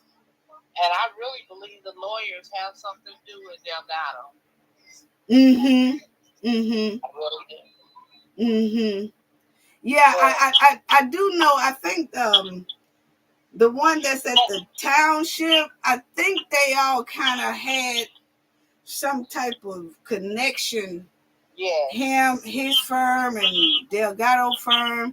You know, it's a lot of them that was connected in there, you know. Yes. But yeah, they did say that a lot of those law firms was working with Frank Zuccarelli. You know, and he was in there for like 20 something years. Yeah, but he was quiet. Right. And then Tiffany, she took it to a whole nother level, but because those lawyers were so used to already working in that township with Frank, then I guess they took on Tiffany, but I don't think they realized how she took it to a whole nother level, and now she had basically everybody wrapped in it. She exposed a lot of people, put it that way. You can tell. She's gonna be the fall guy for the mob. Because all they looking for is the land. Right. I mean, that's a lot of land. Yeah. I just hope that the village would be able to pull out of this, you know. I think that now that we all know that the feds have their feet in it, it'll be a lot harder for people to just snatch it. You see what I'm saying? Because now they got a lot of family there. Yeah, really? So yeah, but I live in Louisiana. Okay. Well, you over here in the Gulf with me then.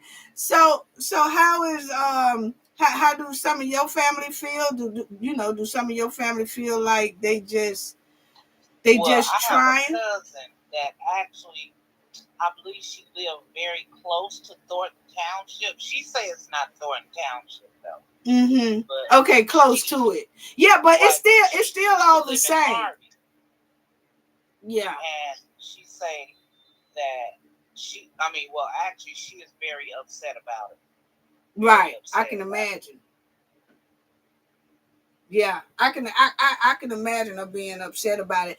But yeah, being close to the township, it's still that Tiffany is the supervisor. You know what I'm saying? Right. Because they say that Tiffany is over 13 or something, municipalities or something. Right. And I keep asking her, is Hazel Crest, because that's where she lived in Hazel Crest. Mm-hmm. But she said it's not part of Thornton Township, but I thought it was. So. Oh, okay. Okay, so then those 13 municipalities, she must not be in the 13. Okay. Yeah, but she used to live in Harvey. Okay. Yeah. Okay. Well, that was in Tiffany's district, I think. Right, and the mayor there is Jessica Rupp. Really? Well, yeah. I was saying that earlier. That I just think that area, that state had a lot of problems from way back in the day in the 70s. You see what I'm saying? It was since the 70s you would hear, because I was in New York City, too. And I just found out my son lived in Chicago, but he lived in North Chicago. Okay. And I just found out Delgado is one of the lawyers for the little bitty incy town he lived in. Mm-hmm. Wow. Yeah, that's a very powerful law firm. that they had a lot of different but he lived like clients. 60 miles from Chicago and from the south suburbs. Yeah. Wow.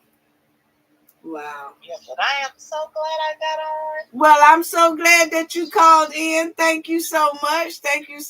And then I'm going to let somebody, I know somebody else, I think it was a 214 was trying to call, but hey, I appreciate it. And tell your family, even if they're not part or not too far from there, tell them all to hang in there, because it still gives a triple effect, you know? It really is. It really does. So tell them that the Knowledge family, you know, sending love to them and to you as well. And thank you so much for calling in. It was such a great pleasure to talk to you. Yes, thank you very much. Thank you for taking the time to call in. Thank you. Okay, and I'll be still listening to you. Okay, and sending love to you.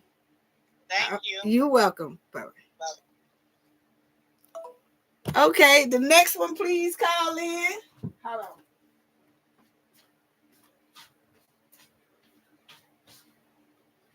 Yeah, come on, family. I had to check my camera.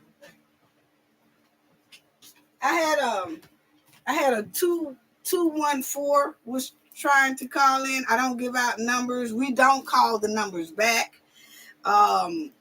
Once you call and the number is gone, it's gone. We don't that's how we have it set up. We don't ain't nothing saved on it and all that, no. So we can't call back.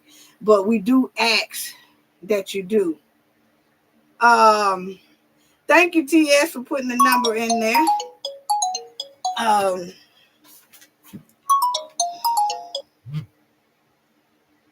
Cafe. Yes, my name is Daphne. I am so excited that I was able to get in. Yes. I really appreciate your service that you've given me. I live in Dallas, and your platform has helped me. Well, I just couldn't believe that these types of things are happening. Now it makes me look at my official, my mayor, and watch and see what's going on. This is all just over. You know, it's crazy. So I know the people living in Jordan.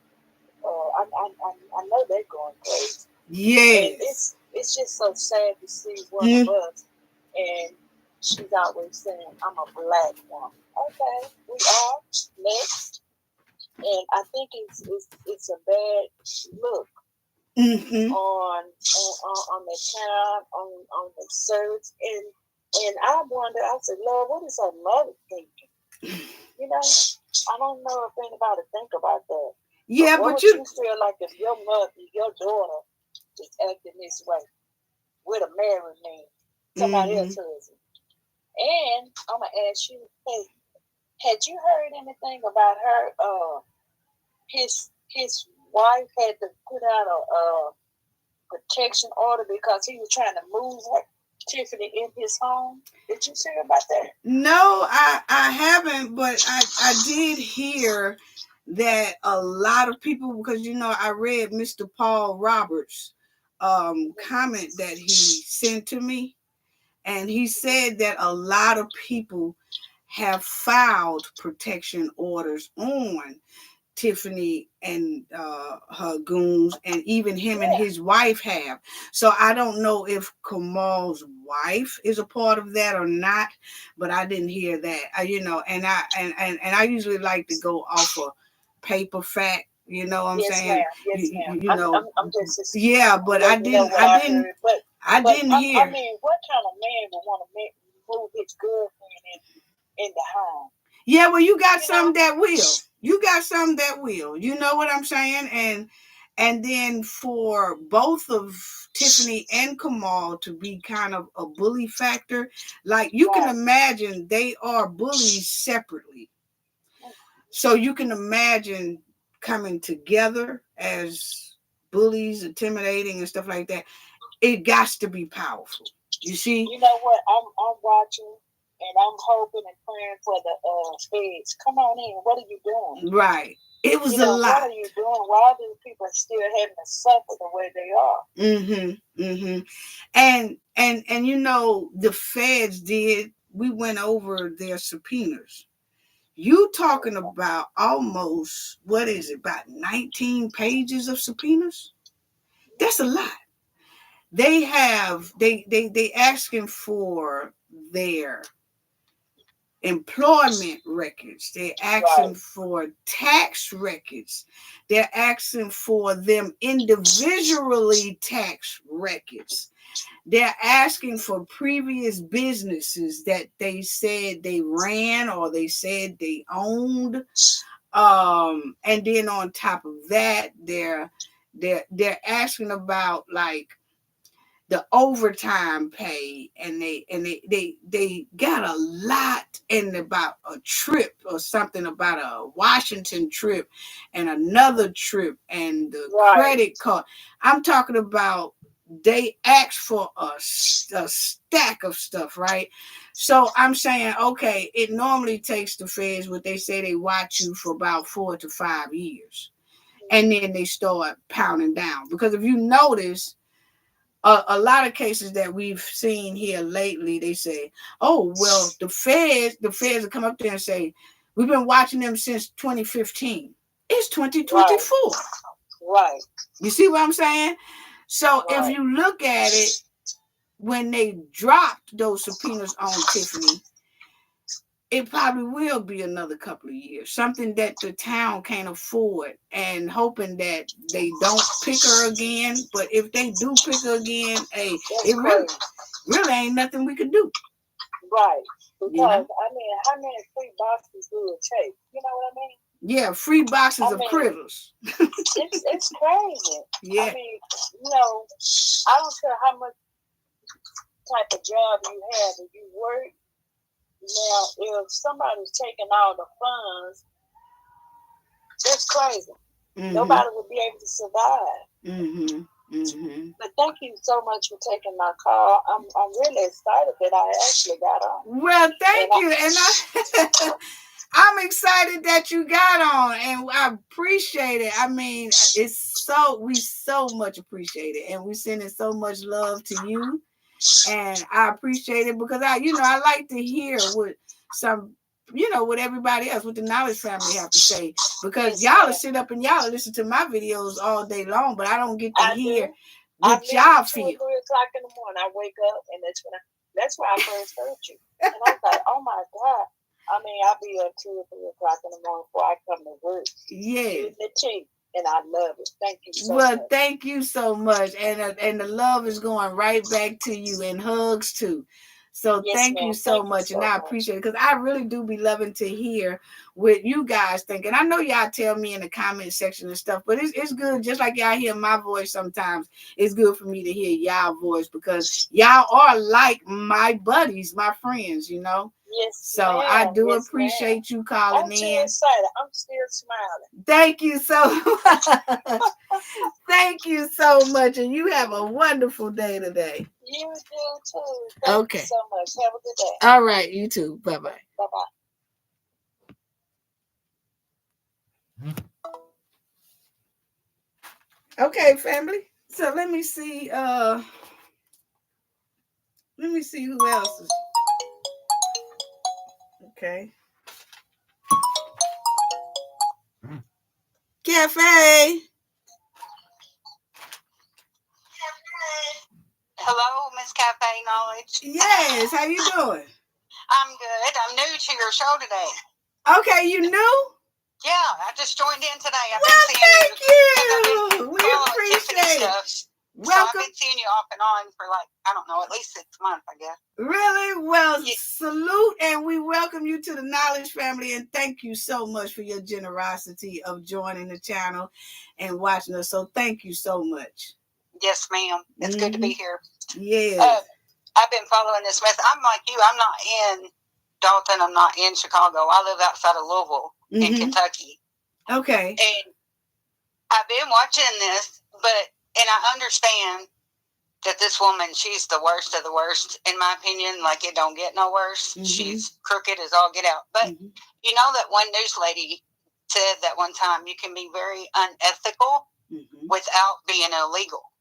So why has she not been indicted like the mayor in New York, like all these other places that you keep hearing about? Like, they're not getting away with this mess. Mm-hmm.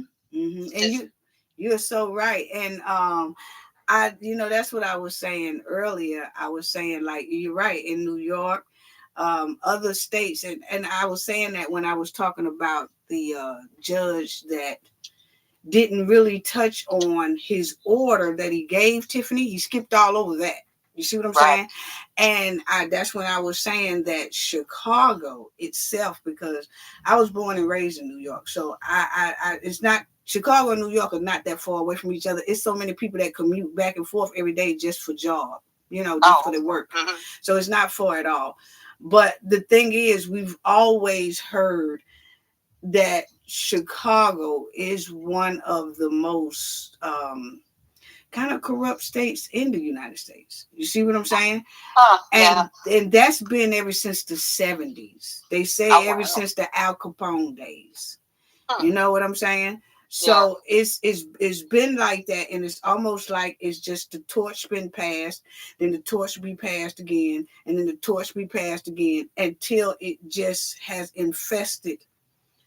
It seems this is what we was hearing a lot of, and as you look at it, they were saying that's why, like, how the crime and everything else was out of control. It's almost like, yes, a lot of cities and states have it, even LA, but it was something different about Chicago. You see what I'm saying? That's what I told my husband last night. I said, he said something about, why does she think she can still keep doing this to people? Because he saw a part of her Facebook rant. And I said, why shouldn't she think that? I said, she's not been arrested. She's not been prosecuted, persecuted, or anything else. And you're right. What would stop her from thinking she needs to stop doing what she's doing? Right. And you're right, because nowadays it seems like, you remember people, states, and other people too, they used to get away with things, and you can kind of get away with it because it wasn't no way to get the word out. Now we have the internet, right? And now the internet is basically saying, hey, what about these people over here? Because you are right. New York ain't playing it. Alabama not playing it. Kentucky's not playing it. San Francisco not playing. You see what I'm saying? A lot. Yeah, I Texas. See what you're saying. I guess I don't think of it outside of. Yeah. You kind of get to live in your life in your own little town, and you can't hardly picture life, on a daily basis outside of other places. You just go to visit them, so maybe it's hard to understand. Right. And then we look back at Chicago and say, well, how come y'all getting away with that when any other state, city, and they are grabbing these people with indictments. They putting them in jail. It was a rapper that he was getting ready to jump on a plane in Little Durk. Little I've Durk. been following YSL too. Yes, and he was he was getting ready to jump on a plane, and they snatched him. It's like you could see it that every other state around Chicago don't play that. Right. But Chicago, and I said, now they used to doing it and nobody shedding light on it.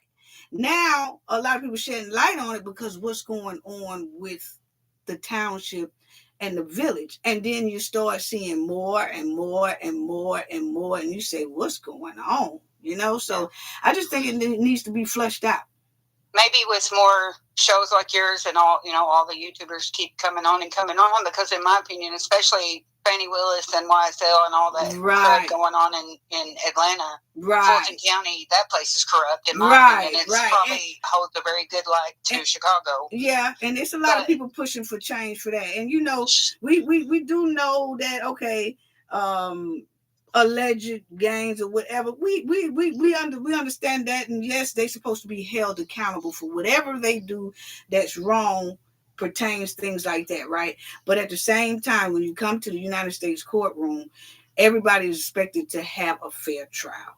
I put in the chat when you said that earlier. I put in the chat, 2 wrongs don't make a right. Exactly. Crooked justice equals no justice. Right. I wouldn't want justice for my loved one exactly. on a fake premise that it was for somebody to benefit in an election or to better their status in life. I want justice for my family member or my friend on the fact that that's who did it. You know? Right.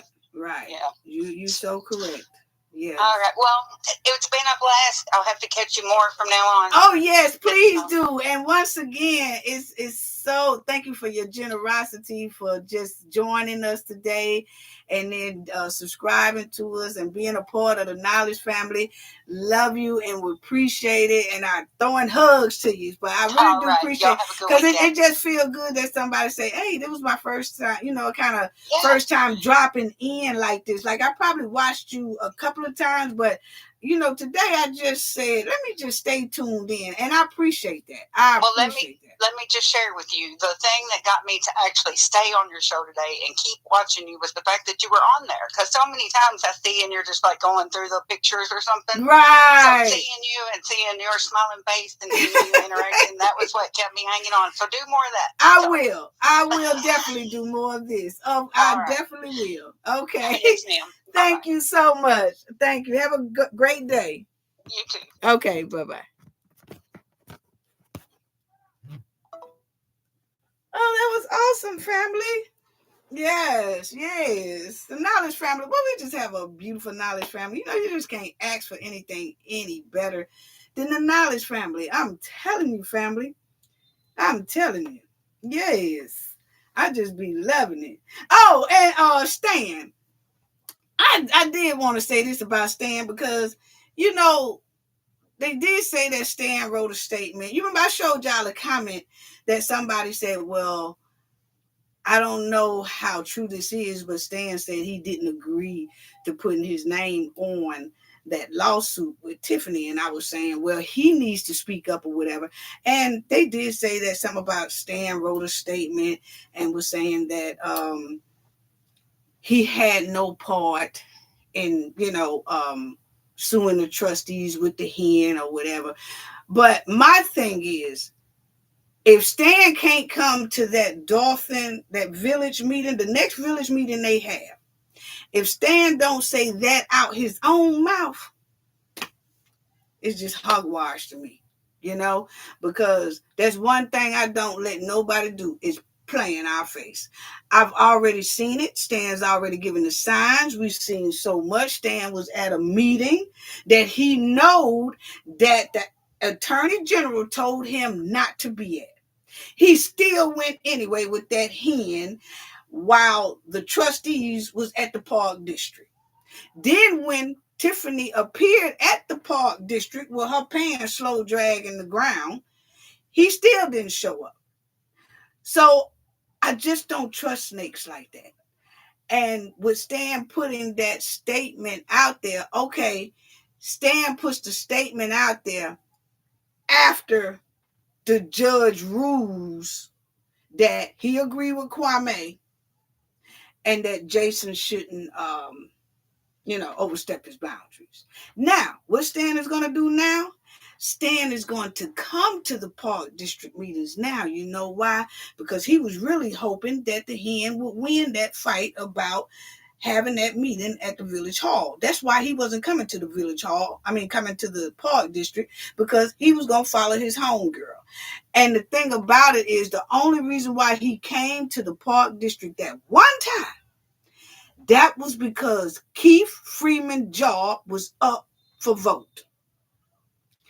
And that's when the trustees said, we'll put it on the table into the next meeting, because Stan said he don't feel comfortable right now. Well, everybody was clapping that Stan showed up. I was like, he only showed up because Keith is on the agenda. He's trying to help his homegirl stop Keith from getting that administration job. But then when they went to court, the judge said, okay, he can keep his administration job. These people that she got can't come in. Stan never shows back up. Then when the lawsuit hits, all of a sudden Stan says, oh, I ain't part of that. I don't know nothing about that. I ain't part. See, Stan is good about saying he don't know nothing about that. He said that, see, that's what I'm saying. You have to remember how people are. You see how Tiffany just sat up in our face and said that the trustees did not show up. She specifically said Chris Gonzalez was a no-show. He was downstairs. He was right up under her downstairs. Stan does the same thing. He went on that Cancer Foundation awareness thing. And that reporter asked Stan about the Cancer Foundation and about them booking all those hotels that Stan stayed into. And the first thing Stan says is, oh, I don't know nothing about that. I don't know nothing about now. Y'all gonna have to talk to the people that handle the money. I don't know nothing about that. All I do is ride a bike. All I do is ride a bike. I don't know nothing about that. All I do is ride a bike. I don't know nothing about that. Now y'all gonna have to talk to the people who handle all that. What? You sat right up there and helped her spend that money. We have clips of Stan, which I've showed the Knowledge family. Stan has talked about all the financial do's and don'ts when him and Tiffany was trying to get that previous mayor up out that seat. But now all of a sudden, Stan don't know about the finances. He don't know about the money, but he's the trustee. It's not like these people asked Stan and Stan is just a bystander. Stan is a trustee. So y'all gonna tell me Stan can play in y'all face and act like he don't know what's going on when he's a trustee? Kiana know what's going on. Yeah. All of them. Brittany know what's going on. All of them. Jason know what's going on. All of them. The clerk know what's going on. All of them. And Steve even know what's going on. And he used to be a trustee, but he's not no more. But he could just about tell you everything going on. So y'all mean to tell me that Stan hanging with the person who know what's going on because they are the ones who draining them dry. And he gonna say, I don't know what's going on. Yeah, I just ride a bike. Y'all gonna have to talk to the people that handles the money. That you hang with the person that handles the money. So that's why I say, well, and I know that's part of people to say, did Stan know, or, Stan this. I know all that. But over here on the Knowledge family, we don't let nobody play in our face. And we don't take too kindly to liars. No, we don't. Especially old farts like Stan. No, we don't. We don't take too kindly to liars. And you can see it all through Stan. So when Stan say he didn't know anything about that lawsuit, I call cap. Because Stan know how to get out in the open for everything else. Y'all seen him doing the chicken dance. He was doing the chicken dance and all that with the hen. Oh, they bouncing. They bouncing in a circle. They doing it. They doing the do. So he can't come out and defend himself about his own words. I did not do that. He is a trustee. He was supposed to quickly go to any type of big platform or to the news media. Kiana and them do it all the time. Jason talked to the media all the time. All of them. Tiffany, she gets on her social media all the time and say what she wants to say, even though it be a bunch of lies, but she gets on there. Why is Stan not doing it? So he's just going to throw y'all something to read and say, hey, y'all go. I ain't agreed to it. No, tell us out your mouth. Tell us out your mouth. So is he going to tell people out his mouth at the next village meeting? Because you know that he ain't going to be sitting right up there in the chair like this. She's going to be an hour late, but she'll come. But is he going to have the guts to say, I didn't agree to that lawsuit in front of Tiffany? No. So what he do, he slides everybody a letter and hope don't nobody even worry about asking him at the meeting. Oh, Stan already took care of that. No, the hell Stan ain't took care of that. Why he won't say it out his mouth? Anybody could have wrote that letter. A PR could have wrote that letter. You a trustee. You supposed to answer to the people. Talk. So we want to hear him say it. Other than that, to me, he does know. He did know about what that hen did. Yeah. And if he didn't agree to it, he took it. Yeah. She gave it to him and he ate it. Yeah. Come telling us, I care nothing about no crunchy munch thing.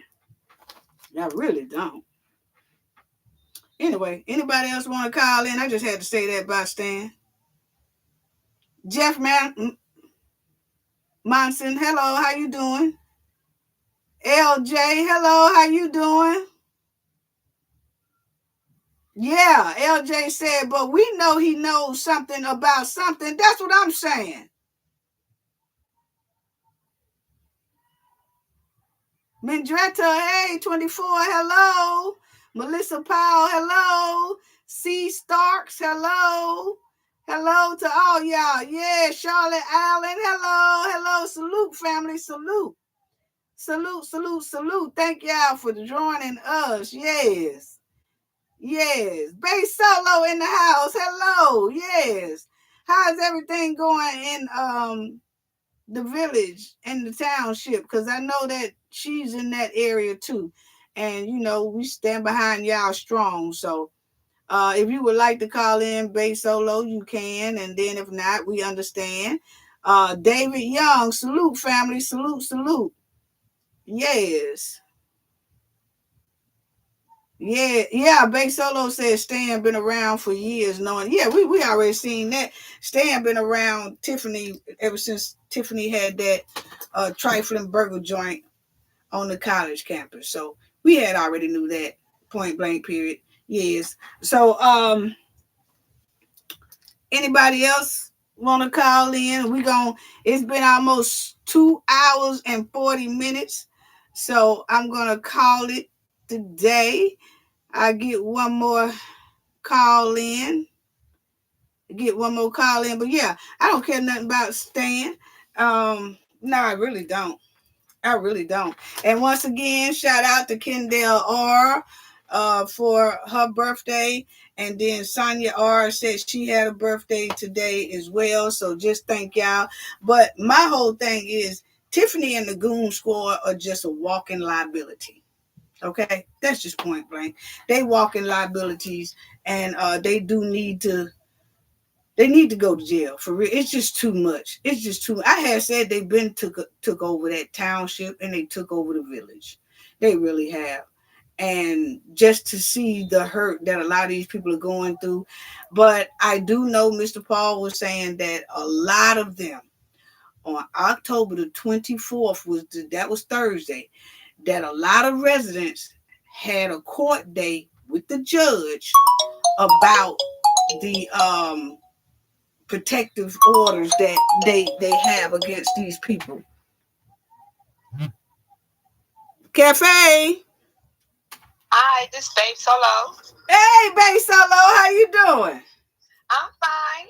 That's good. Good. Thank you so much for calling in. Yes. So I arrived pretty late. Huh? I arrived there pretty late. Well, that's okay. You here.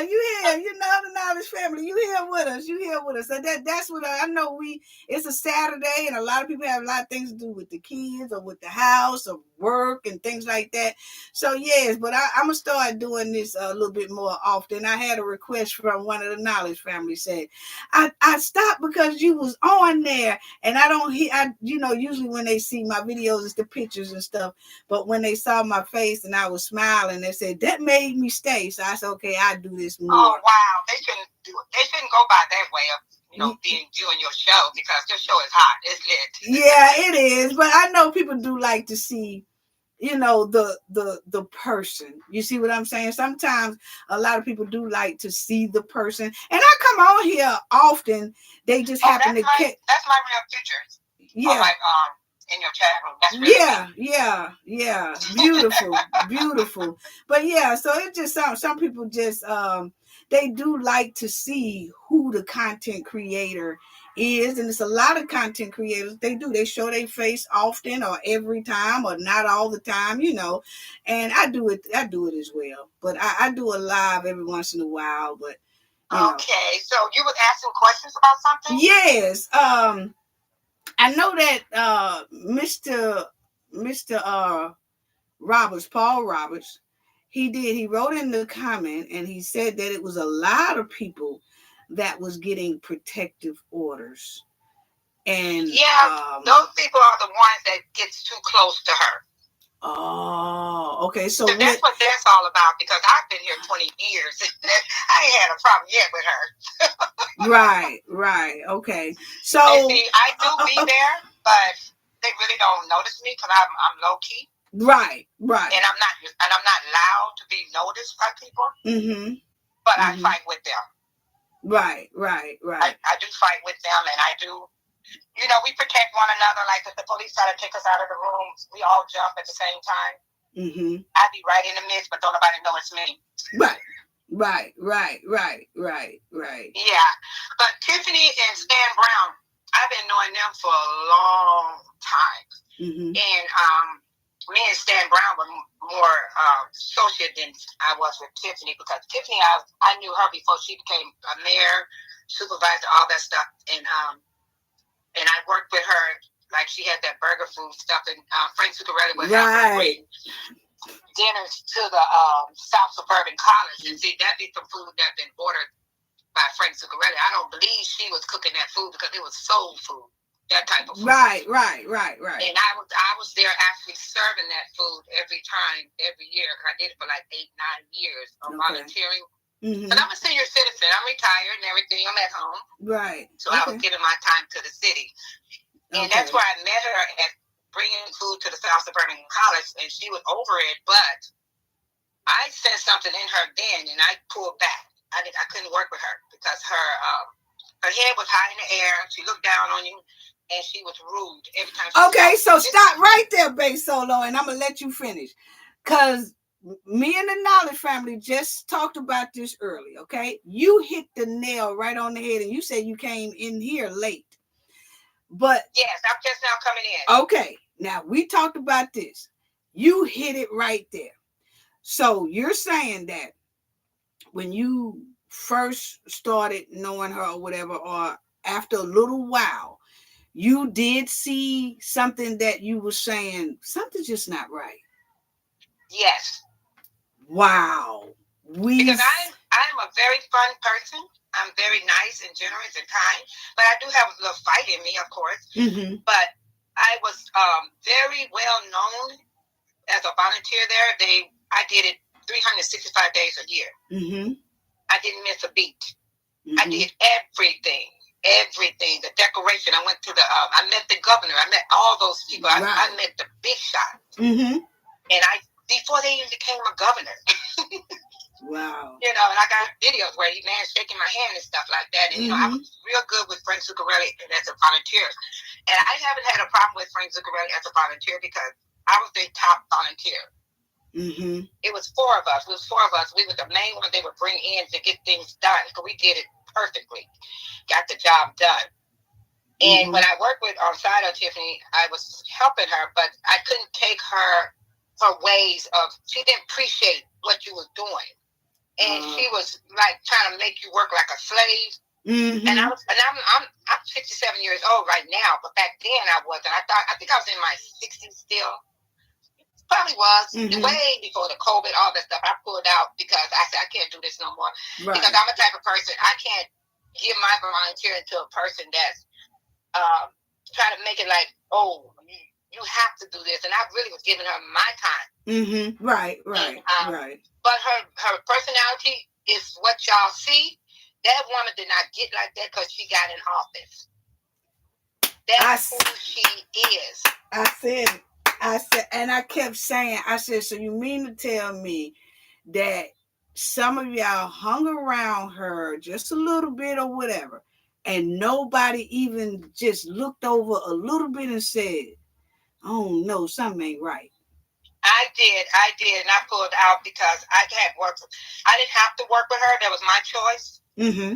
Mm-hmm. But I still kept doing the other events, but I didn't work with her anymore because I didn't. I'd worked with her about 10 times, and then that 9th time, going towards the 10th, I was more like, I can't do this because this woman don't appreciate. She's rude to the people.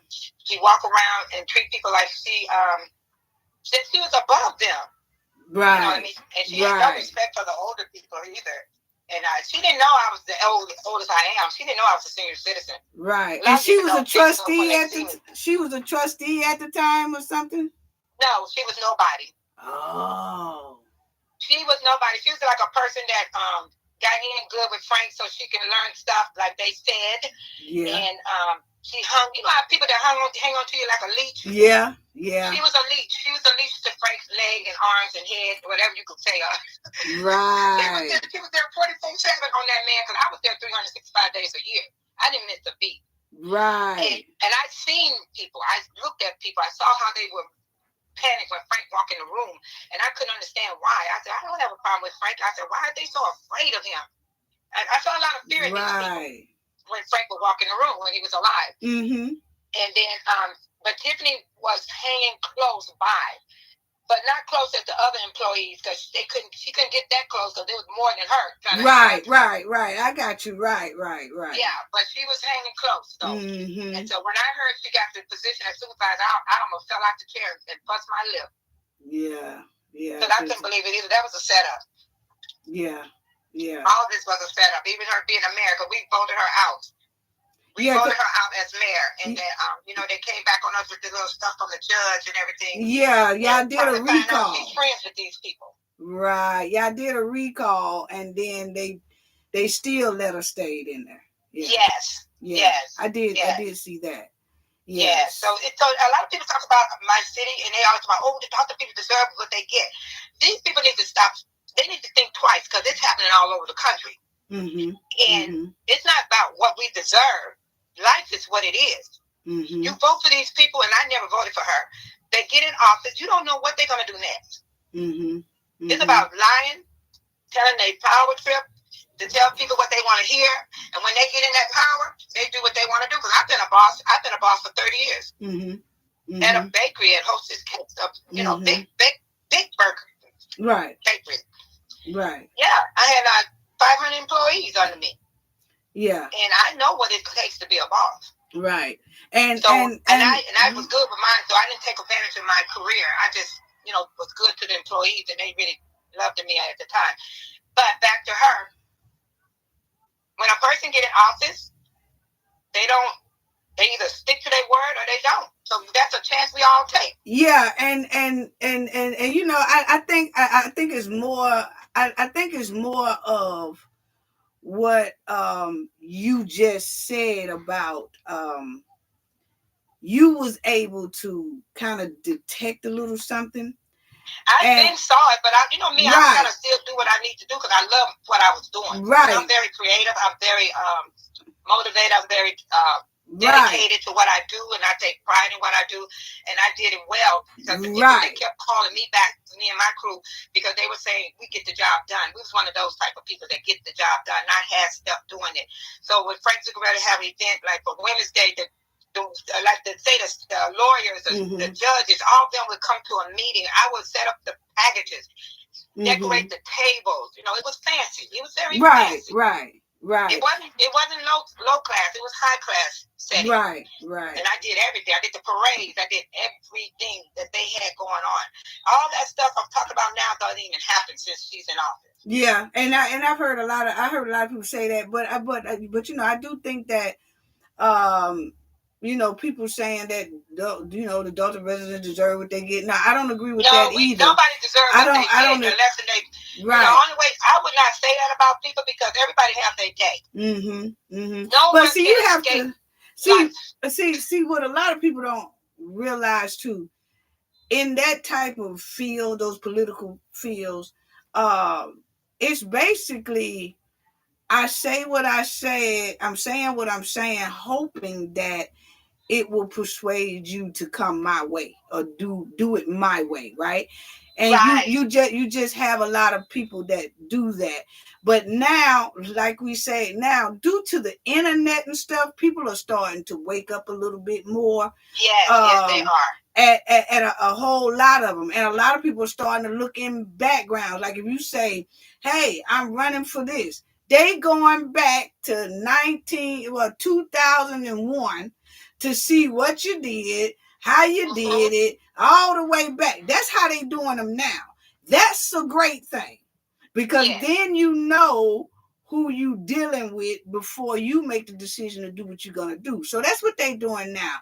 But then I didn't vote for her. You know, right, and see that, and see that's what I'm saying. A lot of people just didn't.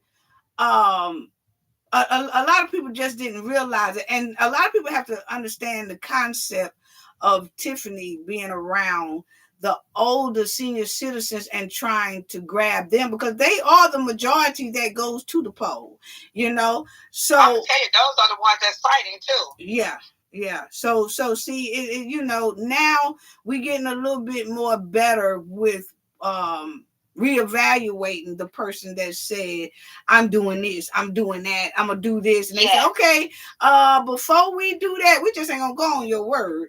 We finna go all the way back to 1999 and see what you did then and see what you do now. And so it's getting a little bit better. So no, and I think y'all doing a great job there. We have come a long ways, and right now, I don't know if you saw what happened on the meeting with Tiffany with the lawyer. The lawyer's starting to stand up to her. I did. When they had that situation with Carmen. And he started correcting her. She said, "No, I'm going to do it my way." You know, and that shows you right there. He's getting tired. Right. So it's some changes happening, but slowly. Right, it is, and we could see it. We could see it from. We could see it from here, you know. Oh, and the banners that she had up on the streets, they were taken down. See. So can you imagine what this meeting gonna be like on the 4th of November? She's gonna be. I don't know if she's gonna come there or what, or I don't know where the meeting's gonna be right now. Well, they said the judge did rule that the village meeting can be at the Park District. Right. So, definitely. She's angry about that, and they denied her restraining order also. Right. Okay. Yeah. Yeah, they denied her restraining order because she had a restraining order on something, but it was denied because we was on Zoom. We was trying to find out on Zoom.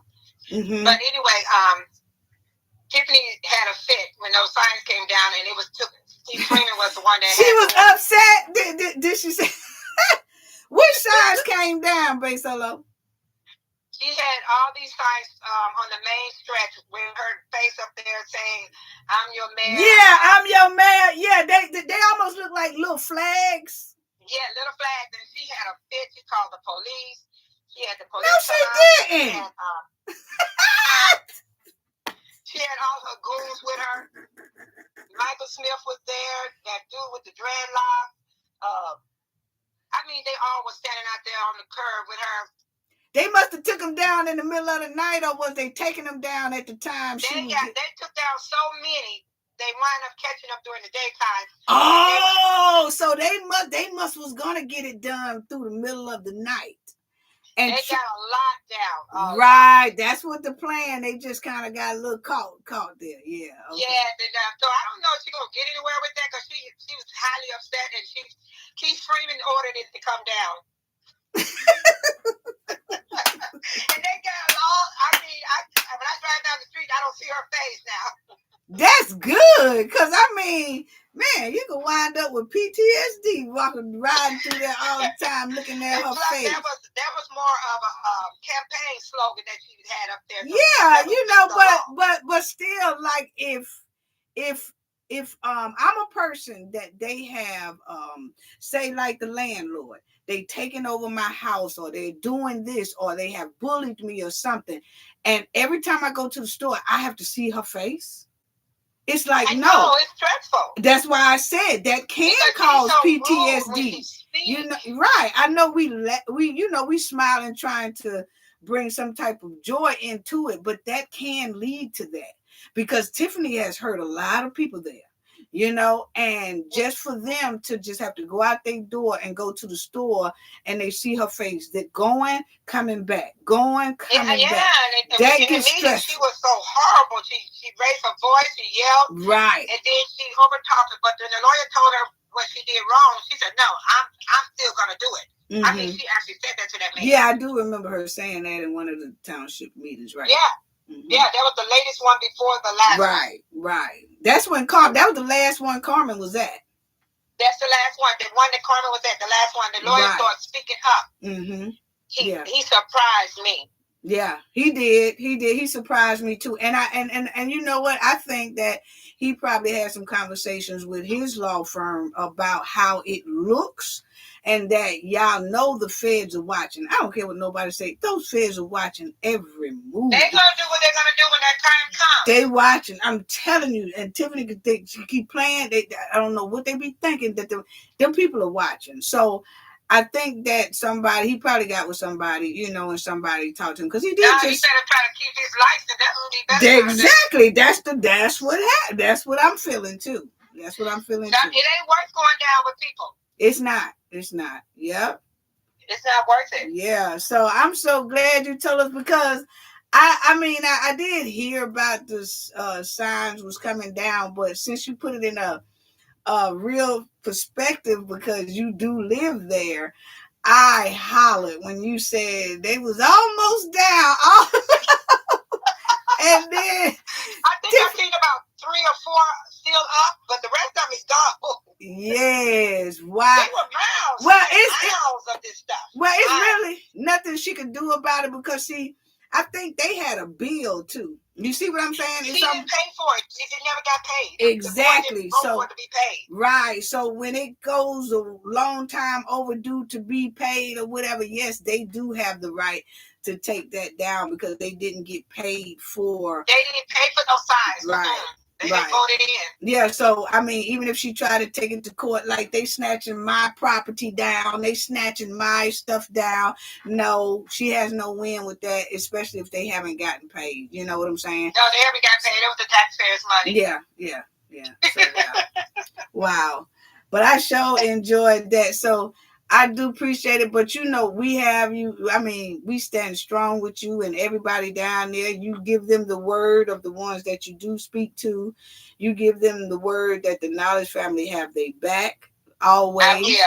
Always. And we have your back. We stand strongly with you. You are always here with us. You are our family. And all of y'all are, but you definitely, because you here all the time, and everybody gonna miss some days, but we all of a Knowledge family. But right. I just want to tell you, I just love your channel. Yeah, so I just want to tell you, we love you too, and we sending hugs to you, and just thank you so much for calling in, because you actually made my day. I think I'm gonna go and kick my heels like the Flintstones and them do when I get off of here.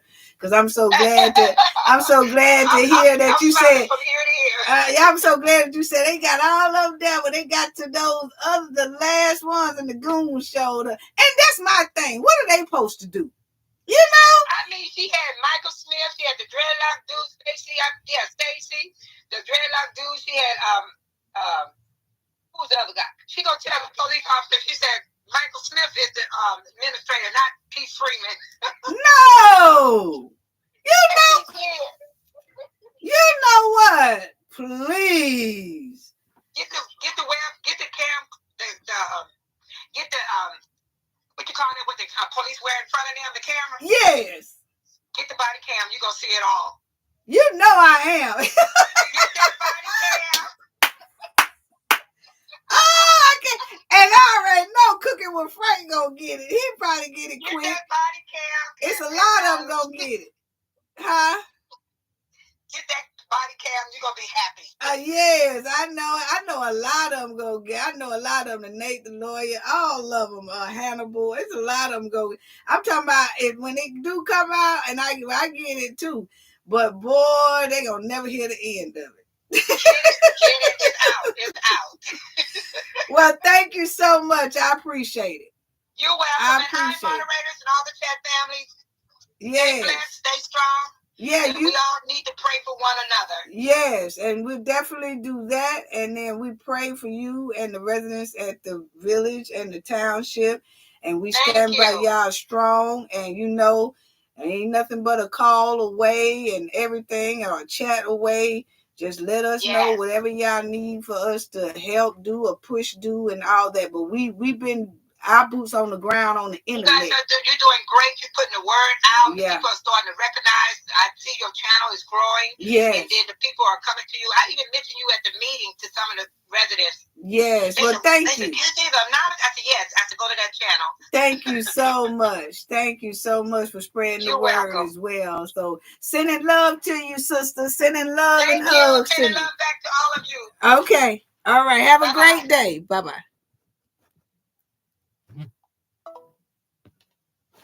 Okay, family. So we getting ready to head out, but that was just something else right there. But I appreciate it. Love you all. Love you all. And I'll be on here soon because I still want to talk about Diddy and that hen too, because there's some things I want y'all to see. Definitely, and I want to talk about that. And I kind of want to go over that little rant that she did and that street lockjaw mouth or whatever that was she had going on. But anyway, family, I'll talk to y'all pretty soon. Love y'all. Thank you. Sending love to each and every one of y'all. Thank y'all. Without y'all, it wouldn't be possible. So thank you all. Thank you all. Just thank you all so much. Love y'all to death. See y'all later. Bye-bye. Sending love to everyone.